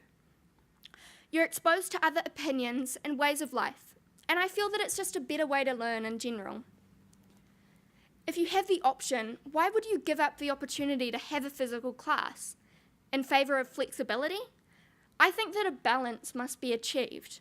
Technology is a tool, and it's so helpful. Honestly, I don't think I could do most of what I do without technology. But we need to remember, it's a tool. It's designed to help us, not to completely replace things that work well. Online modules are great, especially when paired with physical classes. Creating an online environment that complements the one you have already created is a great way to engage us as students. And creating a positive physical environment is really important too. At the moment, the digital tools we use in the classroom seem somewhat disjointed. Our technology is getting there, but our learning environments are a bit behind. Modern learning environments seem to be popular at the moment, but personally, I would find this impossible. Being in a class with 90 other students? I've always felt that a good relationship with your teacher is really important. And in a classroom environment like this, that's nearly impossible. But once again, it's a balance. Having all lecture theatres and classrooms aligned in rows are not effective either, in my experience. If you're really only seeing your teacher at the front of the classroom, speaking to dozens of other students at the same time, you don't have a chance to develop that connection. Next year, I'm going to be starting on the International Baccalaureate Diploma, an alternative international qualification that I'm lucky enough to have offered at my school. One of the subjects that I'm doing is called Information Technology in a Global Society, but that's a bit of a mouthful, so we just call it ITGS. Unfortunately, my school doesn't offer this as a subject, but it's supported through a platform called Pomoja. This is another sort of correspondence school, and so far, from what I've heard, I think it's pretty awesome. You're put in a class with students all over the world, and you actually have a teacher. The whole class communicates with the teacher regularly in a massive video chat, and students are encouraged to communicate on the platform. Modules are online too. I think it's a pretty great alternative as it allows for flexibility while still retaining that all-important sense of community. It got me thinking, how can we integrate some of these easily implemented ideas into our classrooms at secondary and tertiary institutions? I think that video chatting and online classroom chats are a great way to ensure that information is clear and that every student has the opportunity to develop a strong relationship with both their teacher and their classmates. So, I've been thinking a lot about what makes me want to come to certain universities over others, not necessarily taking into account the type of degree. Community and that sense of connection was what was most important to me. If I have friends at a certain place, or if the institution has a strong social media presence that advertises more than just ads of courses, I feel drawn to it. As cheesy as it sounds, we like to be told a story. Using Instagram, for example, if I see a feed inundated with photos of pretty buildings and students smiling, it tells that story. I want to go there. So to me, tertiary is no longer so much about the learning. The most valuable part of my school career so far has been the connections with others, the once strangers who have fueled me throughout my journey, the teachers who have mentored me and fueled my passion for learning, and the friends who, no matter what stupidly ambitious idea we have, from a rodent-themed virtual world to a children's authors-themed playground, will always support me. It's the connections that truly matter. So, I've been surrounded by technology for my entire life, and that's one thing I can be confident will not change, even as the capability of this technology continues to. Technology enables my learning, my curiosity. Through technology, I can research whatever I want, and more importantly, through that curiosity, it helps me to find that answer to that all-important what if. Technology connects us all, students, teachers, and the real world. Using technology, we realise that it's not what we learn, but how and with who. We remember what truly matters. Thank you.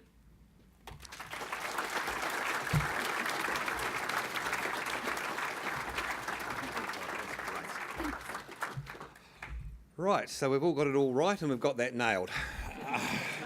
In case over the last 30 minutes your memory has escaped you, that's a 15-year-old. And I think possibly a 15-year-old in Marc's terms who may just change the world. Thank you, Hattie. It's an absolute pleasure to have you here. If I could ask everybody just to maybe take a quick stretch. We just need 1 to 2 minutes to reconfigure for the panel discussion, which will be as soon as we're ready to go. With great pleasure, I'm going to hand over to Marc, who we've asked to chair a panel which, given the start that we've had to the day, I suspect could take us just about anywhere and everywhere. So, Marc, over to you. Oh, one other thing, we will be taking questions from the floor, but if you could hold your hand up, I need to come to you with this microphone before you ask the question, please. Yes, yeah, I understand the question. Okay. I hadn't quite understood that I was the chair of this panel, but I'm more or less happy. I'm always happy to do that. And I think what we'll do is start by letting people introduce themselves. So if you would start and tell us who you are and why you think you might be on this panel. That's a very good question.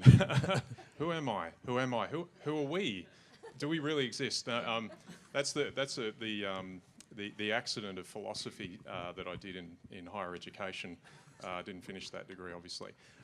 So you never found out. No, there's no answer. Maybe there is.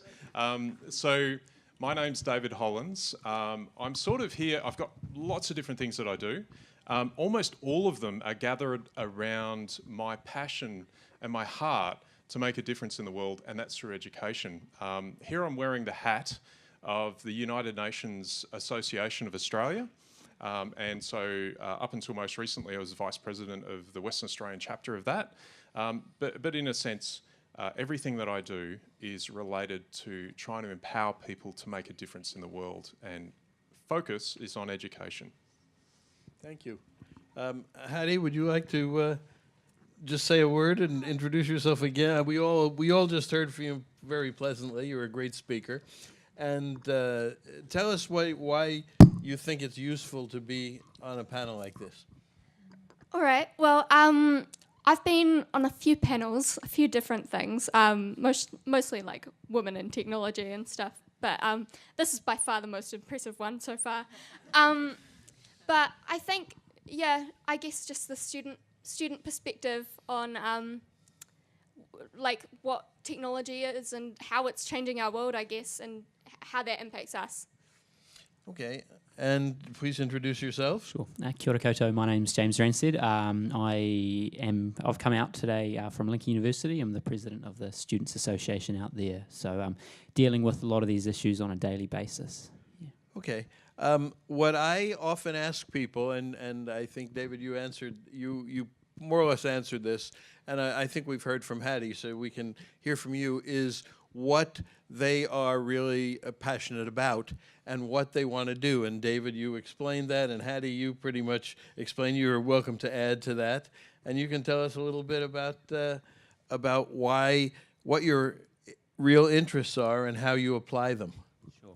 I'm going to ask for a bit of context around this. I only just arrived in the past 5 minutes. A bit more context around the question in regards to IT or education or no, in regards to life. In regards to all that, in regards to all that stuff. That in other words, one of the pet peeves that I have is when we talk to kids, we say, "What's your favorite subject?" And that gives them basically 4 choices, right? Do you like math or English or science or social studies or whatever? And that's not the right question. The question is, what do you really care about in the world? That's the question. Fantastic. It's a great question. It's a very big question. It's something I've definitely been thinking about a lot as I come to the end of my studies, and my job here as the president of the Students Association.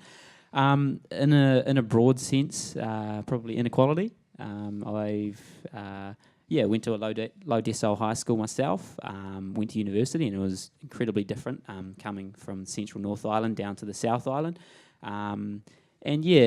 The job that I've worked in this year has multiple different facets, ranging, right across the university, and inequality can be seen in many different ways throughout the different areas of work. So, that kind of answered your question. Is that? It sure did. Cool. Thank Fantastic. you. Okay, which is really, and I'm going to open it up to the audience. Do we have a mic that we can pass around? We do. In a minute. So the other question is, we're talking about making a difference in the world, and what you want to make a difference about equality. You want to make a difference about what would you say? Probably like women in technology or climate change, something like that. Okay, those two go hand in hand, obviously. Obviously. And you talked about education. So, what do you think? My question is, what do you think you will do, the contribution that you can make to solving the issue that you care most about, given who you are? And if you want to think for a second, we'll let David start. Okay, that's a good question, as all of them will be, I'm sure. So my journey has been one where, and I'm checking it with all these clever people these days, it's about following the inclination of your heart. That is, as a person, as a human, there's something inside all of us that drives us to better things. That's what I believe in.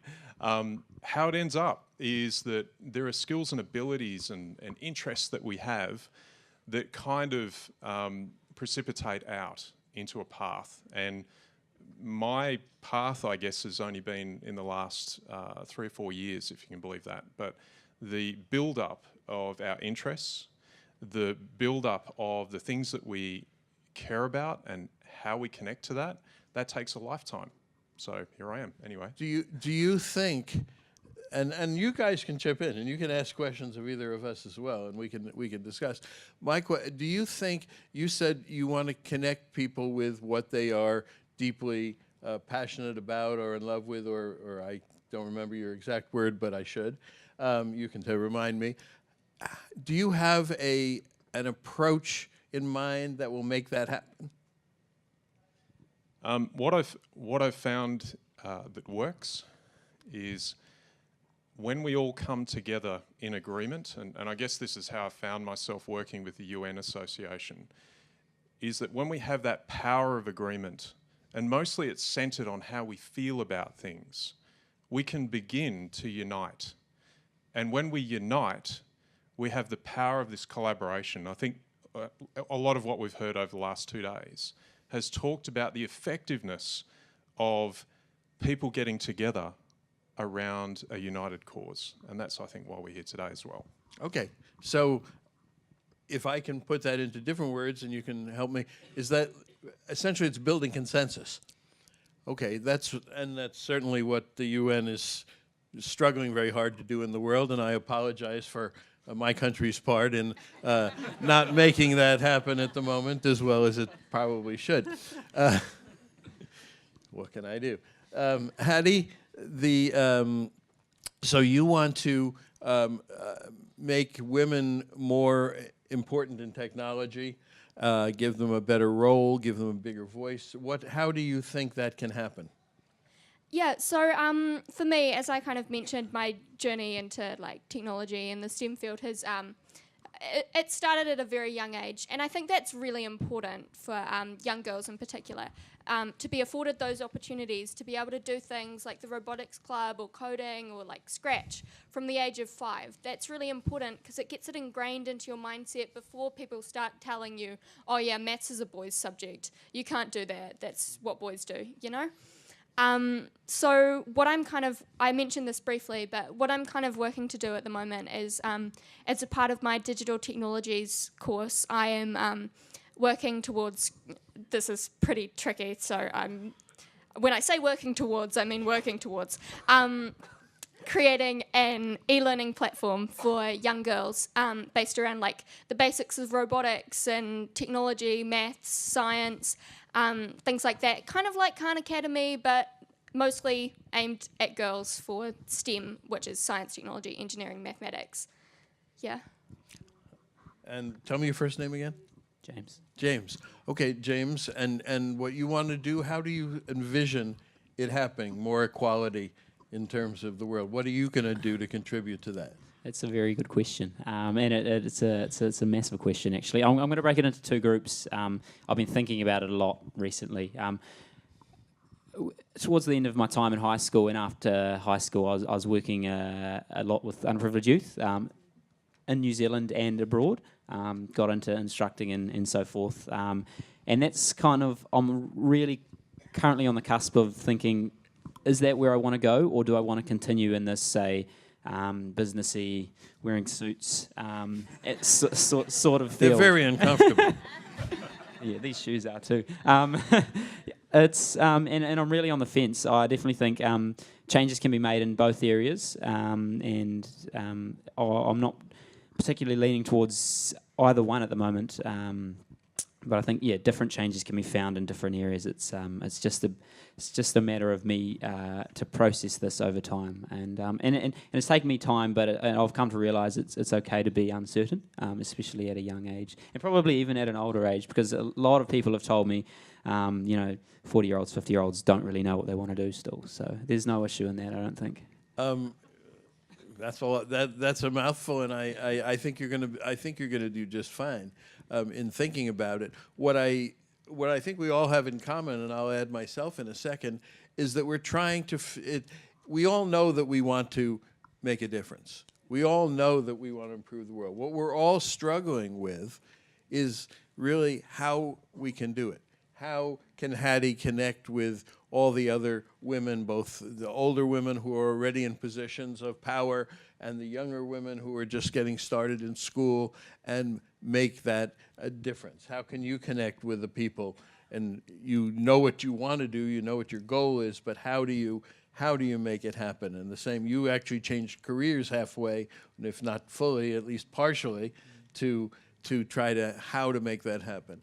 And my own way to make it happen is to try to go around the world helping people look at things from different perspectives and new perspectives. So that's what we're all doing, and I think that's the struggle of our time, of really trying to figure out, take this desire to do something into the action that really is going to make something happen. So with that, I'm going to open it up to the audience. I think it's much more interesting to have a dialogue where you participate, and therefore, if anybody wants to ask all of us or any of us a question, please raise your hand or stand up. We have two.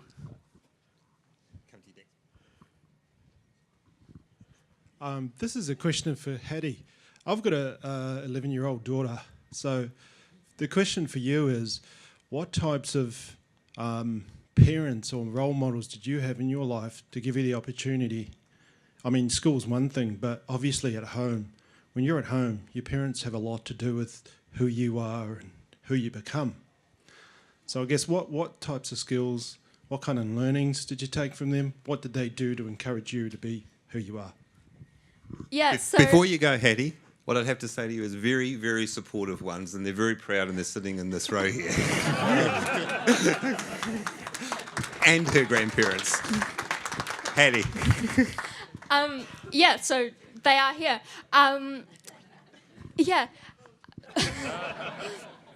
No, yeah, they've always been really supportive, and you know, ever since like year one when I first did that Bebop RoboCup entry, they've turned up every RoboCup I've ever done. They've driven me places. They've taken me to Python coding courses, and even if they're out in like New Brighton, which is kind of inconvenient, but you know, they do it.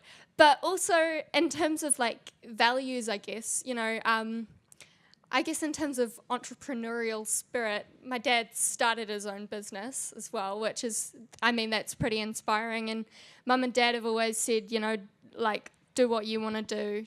And if you can't find someone else who's doing what you want to do, you've got to get out there and start your own business and do it yourself. So, you know, I think it's really important to be hearing those kind of things, both like at school and at home, as you've said. And also at school, I did have some really good role models, like Jill Pears. She's amazing in the Christchurch community. She's gone from school to school, starting up girls' robotics clubs. So, you know, that's a pretty great influence for me as well. And I think that's such a great question that I want to extend it to the entire panel. And I'll start with myself. My parents were really of two kinds, I guess I could say. My father was really encouraging, and if I said I wanted to do this, he would go out of his way to sell this and do this and let me go and do these things. My mother was much more strict, and she had only one vision of me, is that I would go to Harvard, and to spite her, I didn't go, and I regret it to this day. Undergraduate. I later went to the graduate school. But the interesting part is that parents, it's great when you have wonderful, encouraging, professional parents who are going to do this. Not everybody does. And that's really an issue that we have to deal with, is that how do we make the best of what we have, even if we don't have that particular situation. And if either of you guys want to talk about your parents, you're not obliged to, but you're welcome to. Happy for me to go first? Yeah, fantastic. So my mum's mum and dad were really, you know, they put the pressure on when my mum was younger, and they expected big things of her, and she actually ended up leaving home at 17 and, you know, moving overseas and doing her own thing because she had to get out of it. So for me, it was very much it was a lot of flexibility. You know, very supportive. And I think that's really important. But very supportive in the sense that, you know, you can choose to do what you want to do. You can you know, you can learn a trade. You can go to university. You can do anything you want, which I think is really good.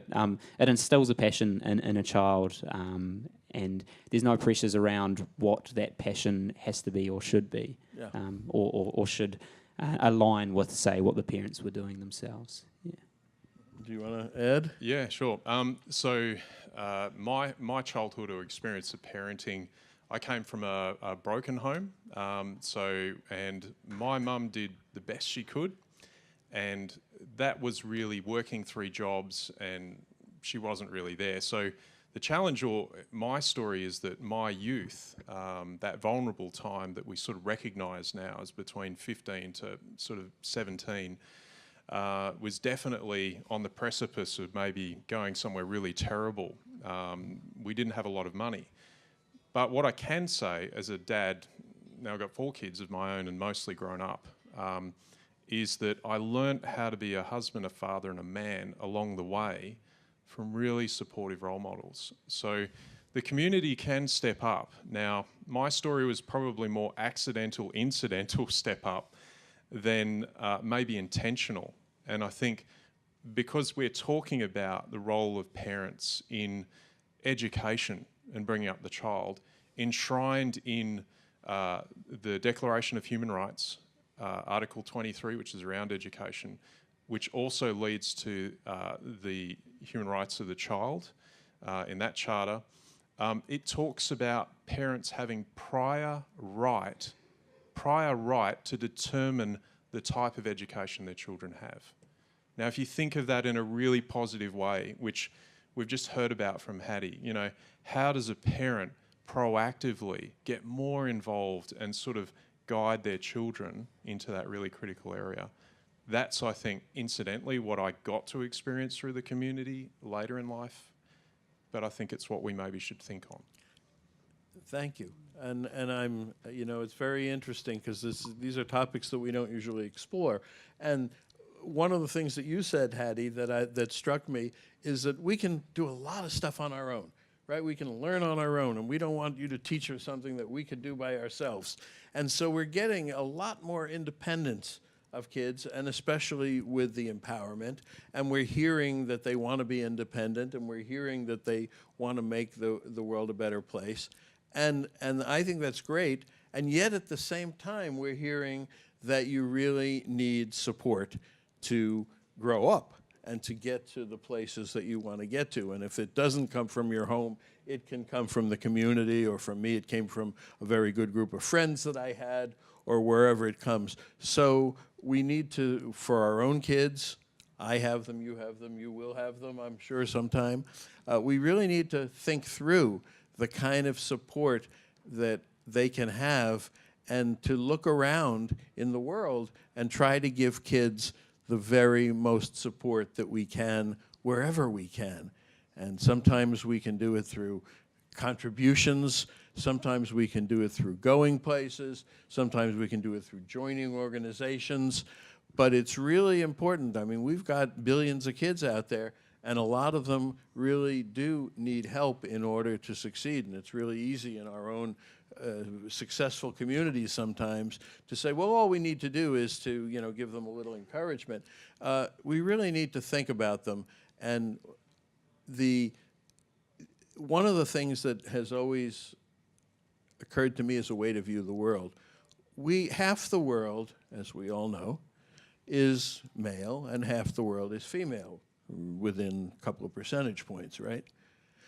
Well, if you were to flip that on, you know, a little bit, half the world is over the age, I think the median age is roughly 21, and half the world is under 21. So that's half the world that are kids. Half the world. And so we really need to start relating to them and to you in the same way and with the same kinds of things in mind that we had to do when we were suddenly relating differently with men and women. So I just leave that out there, and I will ask anybody who wants to ask another question. Yes.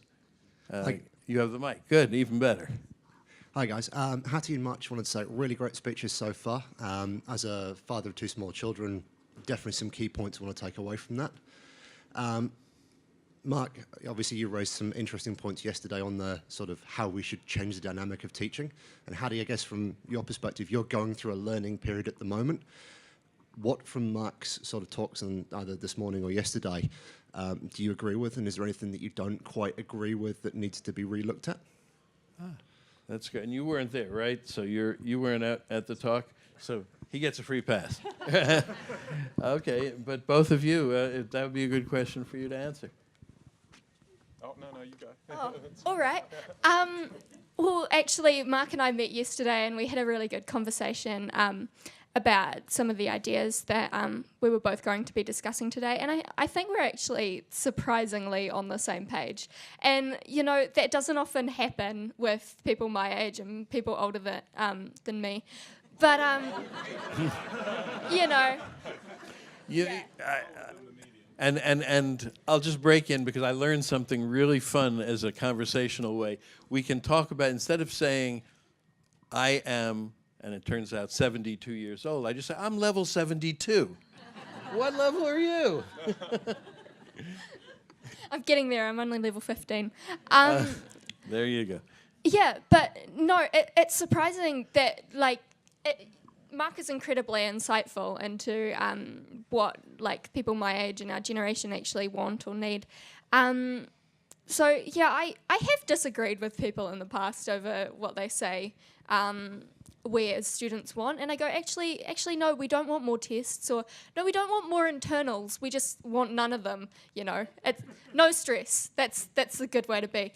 But, yeah, I think... Yeah, Marc's really insightful, and I don't think there is anything that I really disagree with. Thank you. On the other hand, he's going to slap me around. Sure. Let's get into it. I think the perspectives, it's almost like there was a conspiracy, a really nice one, to get a bunch of people who are talking about very similar things. But I don't think it's really a conspiracy. I think there's a swell of interest around how do we change the education system thanks to technology. There's a global awareness of the need to change globally, and Marc touched on that.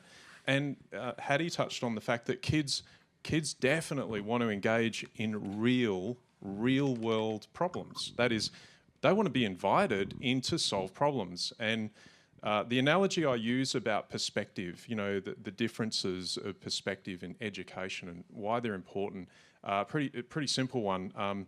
You know, my kids have different perspectives on where my car keys are, for example.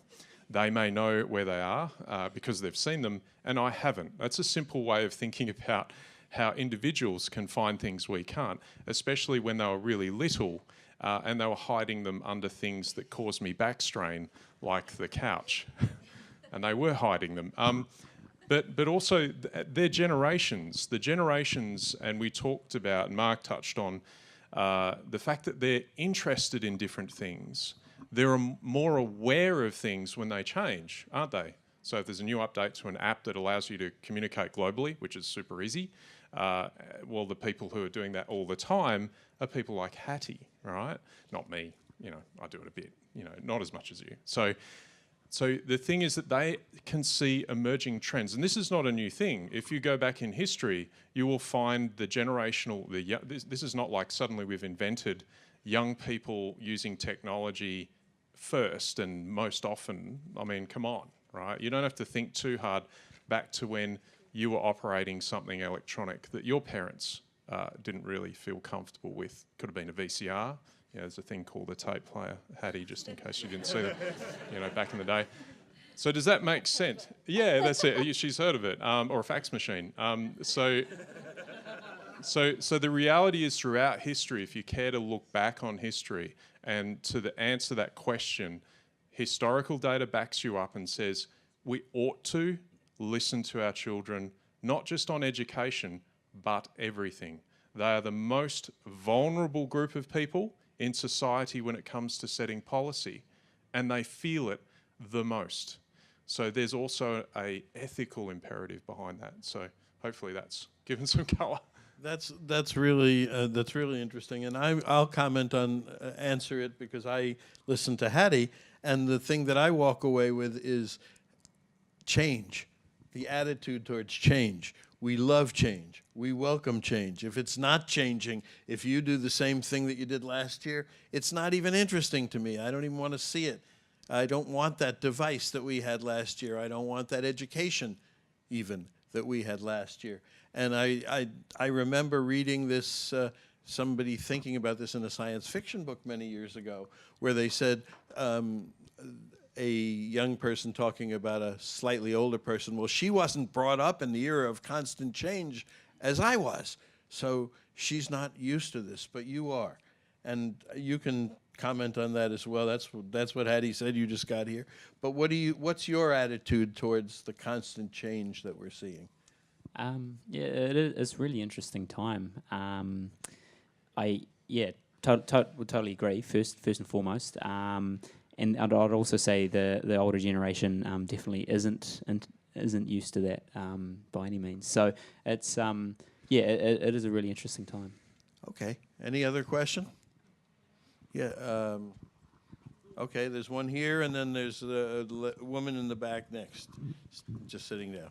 So, speaking of the accelerating rate of change, there's a lot of new technologies out there at the moment. Which ones get you personally most excited? What emerging technologies are you most excited about? Oh, good question. Anybody want to start? I'll have a go. There's so many of them. So part of my passion is technology, and I'm really fortunate to work for a founding company of Silicon Valley, and I pester the labs people all the time, and so stay up at 2 a.m. and listen to them. The things that I'll give an example. Technology. So 3D printing, right, as a technology. If we're going to talk about one.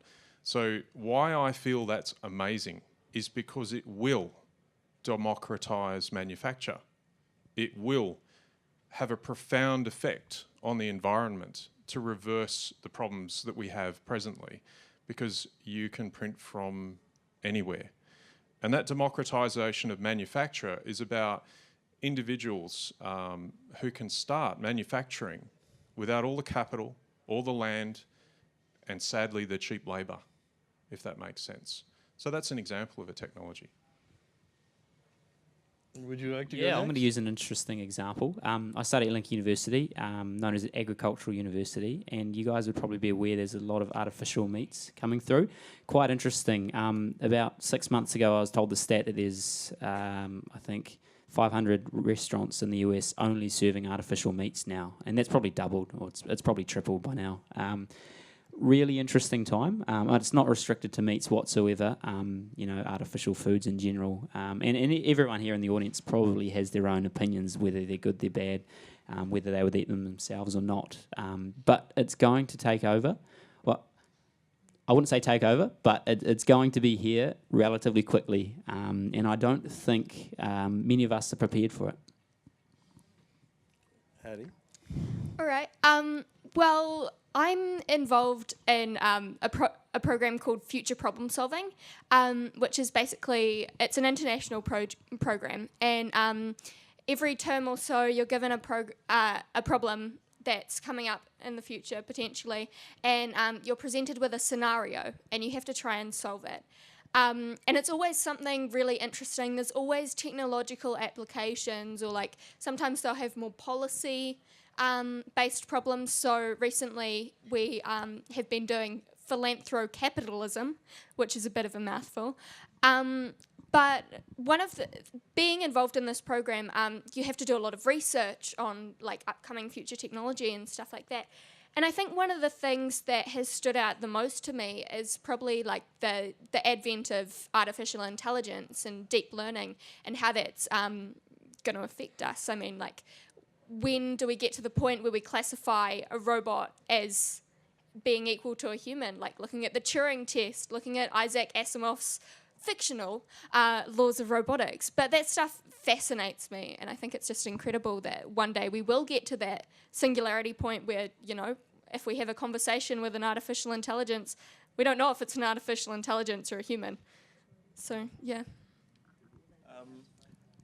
Yes, and all that stuff, and especially, I don't know how many of you are familiar with or follow the Singularity University, and Ray Kurzweil especially, who was at the foundation of it, and Peter Diamandis. It's worth it. It's worth looking into, and you can get notifications. And Peter Diamandis does an Abundance 360 newsletter, and every single week I get, these are the amazing things that are happening in the world. For me personally, something happened not too long ago that blew me away, right? So I'm used to using my phone and a lot of things, and voice and translation.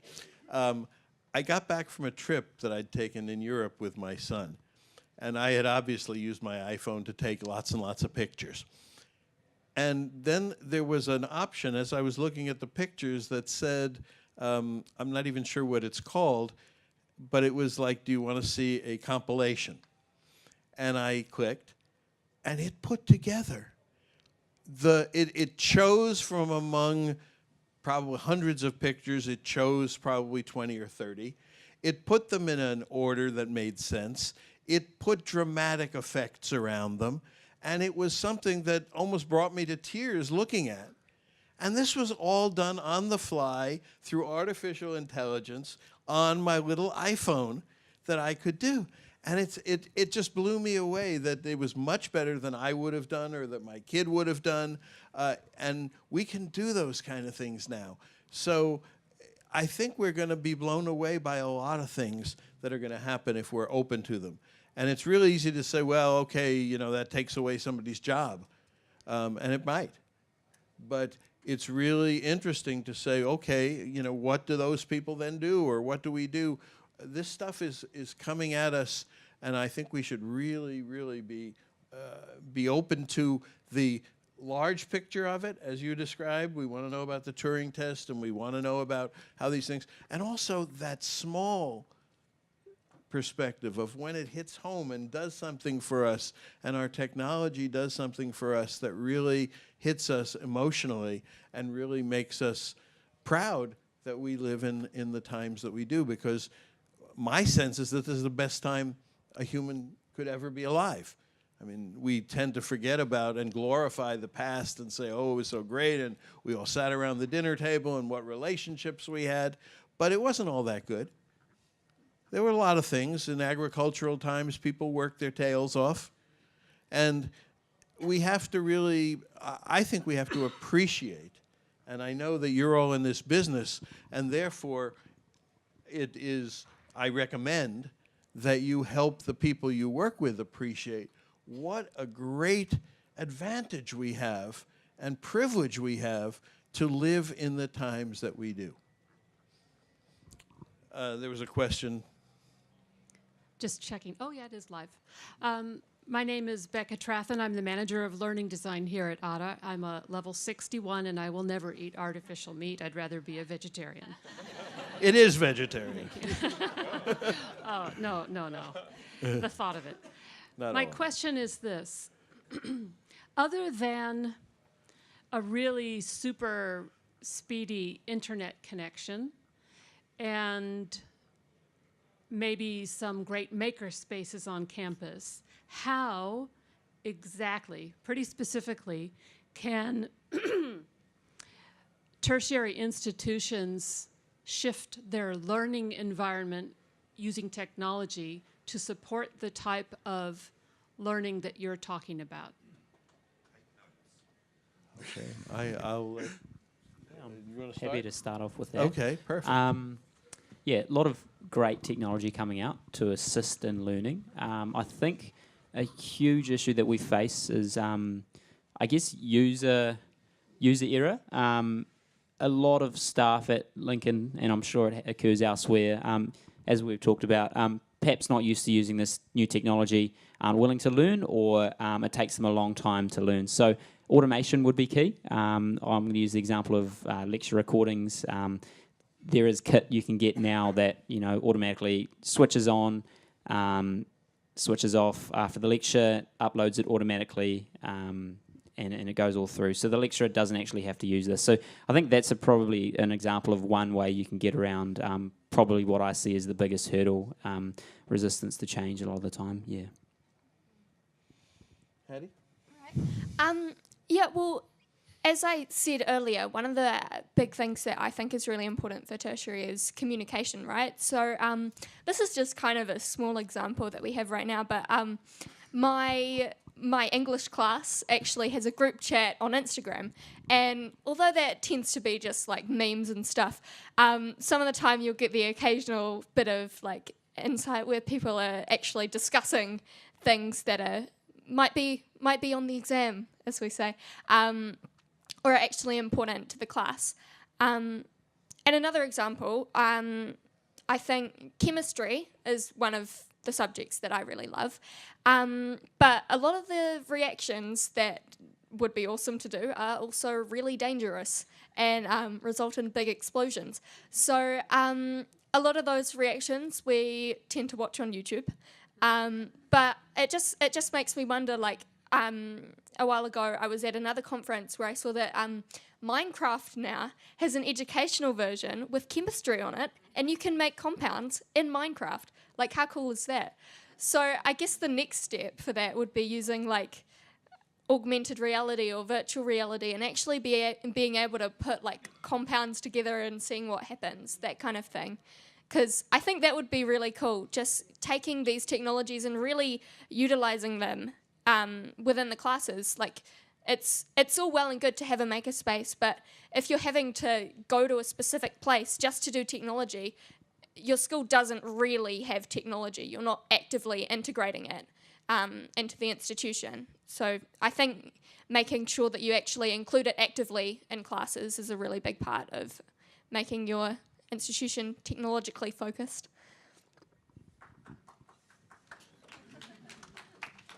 Well, Yep. the only spontaneous applause of the day. Thank That's you. it. Well Hey. done. So I've got a real heart for this, technology for technology's sake. Going all over the world, you'll see a huge amount of investment from very well-meaning people and push by parents and governments to put some tech in places, to talk about STEM, to buy 3D printers and, carve out, relatively expensive makerspace of real estate. But what I encourage you to do, and I've seen this work so many times, and this is not a new thing, is realise that there are so many people like you who are asking the question and they're already doing it in the world, right? So the first piece is why, right? So when we consider what we're doing with this technology, why are we doing it, right? Technology is not anything other than a tool to address a problem that you have.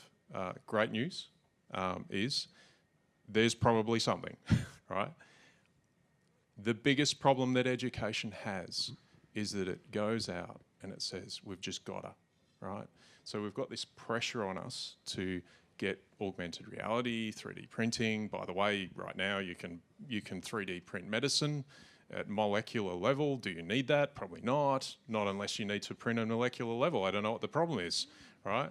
But schools will go and buy that stuff, right? So really amazing use of makerspaces is amazing use of people. Number one, right? After you've answered the why question with a bunch of problems, you've got a bunch of problems. So people, who are these people?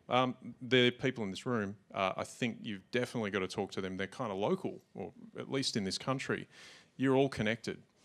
But also understand that the entire world are doing these things. So one of the immediate go-tos with any question about technology is ask yourself, how global am I going here? And honestly, how hard is it? How hard is it? Do you know we could probably Skype some expert on this right now? We can find them online, And even if they don't speak our language, we've got some technology that translates that apparently in real time. It's okay, right? So all of the tech is there, the how and the what. I mean, man, we can talk all day about that. And there are just so many new things coming out, but they're not relevant unless, we ask that question why. I mean, I think we should have a workshop with you. That's my answer. And I think if we haven't got at least a third of the people helping you from other countries around the world and people of different ages, notably students, future and present, then we can't really answer that question. Does that make sense? Yeah. I'm gonna take a stab at it too, and I'm gonna both reinforce what you say and move a different step. I think it's more than a tool. I think technology is becoming part of our minds and bodies. I think that we really need to accept that. We need to not say that this is a tool that you can either have in your pocket or not. We are now connected to our cell phones and the things that they can do and if not our generation, your generation, in a very visceral way, and that's only growing. That said, where I totally agree with you, and I think this is right, is that you don't have to have the very latest or even an old piece of technology to benefit from what your question was. What can we do for our students with technology? mostly what happens, it involves thought. So I would much rather have a school or a tertiary school or a university where in every course they spend a lot of time saying, what's coming? What will we have in 5 years? What will we have in 10 years? What will nursing, you're doing nursing. What will nursing be like in the future? And spend a really lot of time investigating and thinking about that. And even if you don't have those latest tools, I'd rather have a group of people, of graduates, who have thought deeply about this stuff than I would people who use the latest thermometer or the latest thing, because by the time a year goes by, it will be different. That's how fast the technology is changing. So we really have to understand that just acquiring technology and even handing it to our students is not enough. I'd love to see companies like Hewlett-Packard or companies like Google or companies like Apple giving to schools the latest things they have so that the kids can try them on and imagine what Google Glass could possibly do for us, what this could possibly do for us. I'd love to see that. But I think that the thing that we don't want to miss is that we really have to think about what's different in the human-machine age. It's more than just tools. Hi, I'm Mike Shearer. I'm Director of Student Comms at AUT, primarily for Hattie and James down the front. First of all, I love the idea of an AR chemistry lab. As someone who's an ex-chemist and used to blow things up to entertain kids. If we had an ability, and we do, to mine big data, to look at your Wi-Fi connection, how long you're on campus, whether you're in the library, whether you've turned up to class, what assessments you've got coming up, what you've been doing, and artificial intelligence sent you prompts and reminders, would that be a helpful addition to your learning or creepy big brother, and why? And we're not admitting to having done that already. Yeah, I mean, to an extent, there's a lot of... Yeah, go ahead. Well, I mean, without artificial intelligence, a lot of institutes already do a lot of those wraparound services, right? Just to retain students and so forth. It's the way the institute's model work. Yeah,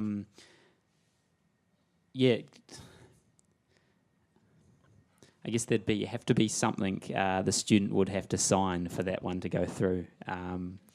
Yeah, goods and bads for sure. I'm interested to hear from Hattie because, to be honest, I'm kind of on the cusp of being an adult and a student.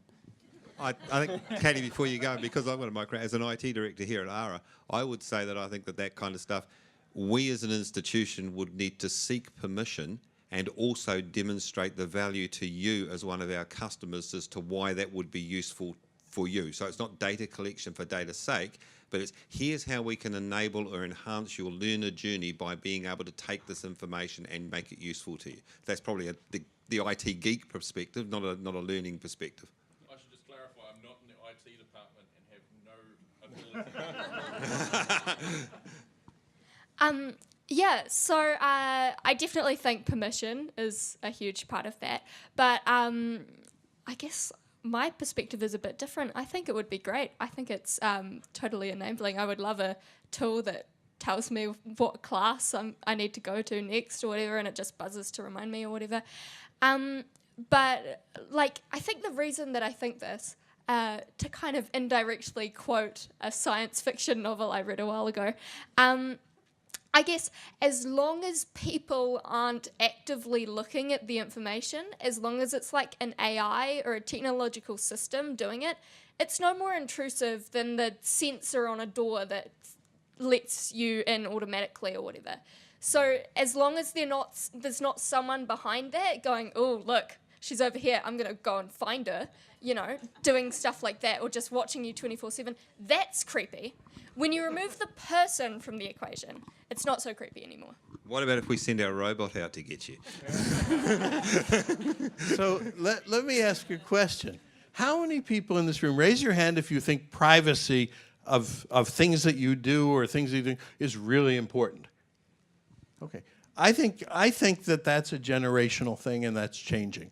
And I think, and I see a head that's going. In other words, people might still want permission, but they're very easy to trade it off because look what you get. You get free stuff, you get whatever else it is, And guess what, folks? The question that I always ask myself is the fact that data exists about you, does that make it your data? It's data. It's something that a camera sees. It's something that this. So this is a real society attitudinal thing. It's not a real thing. It's something that we've decided that it's important. You know, we decide that as a society, we wear clothes, we live in individual houses, we keep and we have kept for a long time our privacy. But I wonder whether that is going to change enormously like other attitudes have changed. And that's that list I showed includes things like sexuality and whether we can take drugs or all those things. I think these things are going to change an enormous amount, and so you might be let off the hook. I'd probably agree with you there. I don't think the younger generation hasn't really gone through the whole sci-fi, 90s, 80s sort of period where technology is scary, it's going to take over the world, 1984 book, so forth. I think that's really become ingrained in a lot of people that were growing up during that time, and that's kind of being lost. So, do you want to say something, Dave? Yeah, I was going to say there's some real good in this kind of, if you like, identity around data, and we're sort of seeing things around crypto and that sort of stuff. But when you realise that things like citizenship, belonging, right? Belonging, of course you belong to the institute because you're a student, but having a sense of belonging is actually a real challenge in the world. And that's one that this sort of technology with the right level of trust, because look, we've got an audience where there is this piece around our individuality, which is part of our human rights. It is part of the ability to express ourselves and not be manipulated and controlled. That's the problem. But it's a good problem to solve, because the upside to that is that we can empower people to build trust between each other through something which may be incorruptible. And that's the goal. That's the thing we aspire to. And we're getting technologies like blockchain that make things become less corruptible than they might have been in the past. I don't see the danger as privacy. I see the danger as bad people. And it's just like anything else. There are going to be bad people out there and bad actors, and we'd better guard against them in pretty much everything we do. The price of liberty is eternal vigilance. You all know that quote. But you mentioned something that's really interesting, because the world is in real struggle now between tribalism and globalism. And it's really, it's a back and forth. The U.S. just became more tribal, right? The UN is trying to be more global. I grew up in the 50s reading science fiction, thinking of myself as a citizen of the world. Hey, that's it. We're Earthlings, But that's not the way most people think. It's certainly not the way we raise most of our kids, We're Kiwis. That's different than being an Earthling, right, who happens to live in New Zealand. So I wonder about that struggle, and I don't know where it's going to go. But if it were me running the world, or having a say at the United Nations, that's what I would try to ask for, is to say, so I'm going to ask all of you, what do you think of global citizenship as opposed to national or tribal or religious or anything? Is that on the ascendancy, or is it not? I'm personally all for global citizenship. And yeah, I think it's growing more and more. Yeah, I'm totally for global citizenship, but I think I particularly need to also acknowledge that in some cases I do come from a place of privilege, and we can't speak for everyone on tribalism, I guess, because to different cultures it matters. It's different, So I think it's important to have a global sense of self, but I think that I guess you can have both. David, you want to Yeah, sure. comment? So I guess the interesting thing is when I think about local, global, so who am I my family, my community, my country, and the global community. We get pretty easily that when we do things in our country, we affect others. Even if we're not trading with them or going to war with them or doing something to them, we are actually all connected. And that's an awareness and a fact that we live in today that we absolutely know. So pollution is something that we can't just do here and expect no one else to have consequence from. So the first point is that since, you know, I guess the last 50, 70 years, if you like, even longer than that, there's a growing awareness that we are one world, and that despite all the lovey-dovey stuff in the middle, just factually, we affect each other, right? So I think the generations, and it's really important that you guys are talking about this, they do talk more and more about the fact that they feel as though they're global citizens. You all are, actually, because New Zealand have been a part of that for a very, very long time, almost the inception of the Declaration of Human Rights some 70 years ago. So, but the interesting bit I find when I go around talking to people is they actually don't know what that means, right? So we're a generation, we're generations where that is not part of your education. It's incidental. You know, look, our laws are passed based on those agreements and treaties that your country has signed and decided to live up to. That's something you might be aware of, but I don't know if there's any lawyers in the audience who are fully briefed on all the New Zealand laws. No, I don't see anyone. That's no hands going up. But the average citizen possesses this global citizenship. You are, right? This is a bit of a shock. You are considered by 192 nations to be a citizen of the world, as well as of New Zealand. Bit of a shock. So this debate is an interesting one because it's more about awareness and, I guess, education. And let me add, because this is something that I've been thinking about, and I'd like to certainly get the young people's opinion. We've thought about, certainly since, you know, whatever it was, 1940, 50, when the United Nations was first formed, we've thought about these ideas of global and local. But here's what we have for the first time now, and we only have this for a decade or 2 decades, but really for a very short time, we have a horizontal generation of young people. And I mean that in the sense that if something like Fortnite is out there, and you've all heard if you have kids, or probably if you haven't, Fortnite, you know, my kid is playing it in Silicon Valley, kids are playing it in China, kids are playing it in New Zealand, kids are playing, and they're playing with each other. And so, and they're connected in many ways, and they're looking at the same YouTubes and making the same YouTubes. So for the first time, we actually have a horizontally connected generation in a way that we never, ever had before. And so do you feel, my question to you is, do you feel part of that new world, flat, around the world connected generation? Yeah, I most definitely do. I mean, our institutes here in New Zealand, range of different international students, and they're growing in diversity. You know, it's not just from China. I was into gaming as a high schooler as well, and that's kind of where I found that as well. You know, this isn't so much of a new thing. You know, we've been doing this online gaming for, say, 10, 15 years. Yeah, definitely. Which is a huge percentage of your life, but not necessarily a huge percentage of our lives or history. Hattie?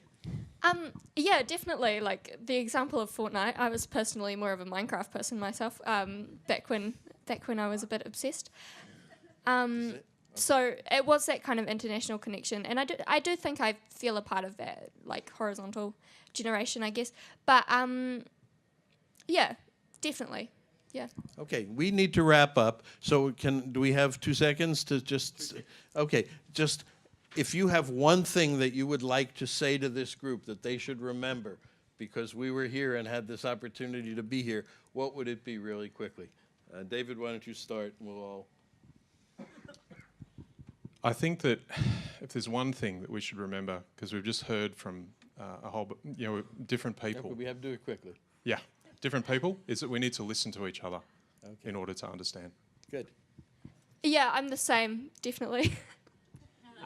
Students at the centre. In any learning context, students need to be at the centre. They need to be there assisting in the decision making, all making decisions themselves. And I think we're in agreement. I would say listen to the young people. And so you've heard it from all of us. Listen. Thank you for listening. Thank you for being here. Thank you for all for being and joining us on the panel. It's been a lot of fun. See you next time.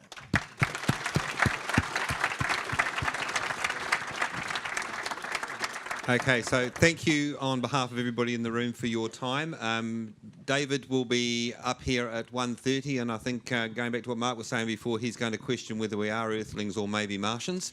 So that may be interesting. To James and Hattie, thank you very, very much for your contributions this morning. It's been great to have a student voice here, and the eloquent way in which you've put that forward, the two of you, has certainly given us some things to think about. Now it's lunch back downstairs, obviously, where the vendor stands are. We've got a 1 hour break, 1:30 back up here. If anybody needs anything in the meantime, you all know where the desk is down there that Linda and her team are manning. So thank you all very much. We'll see you in an hour's time.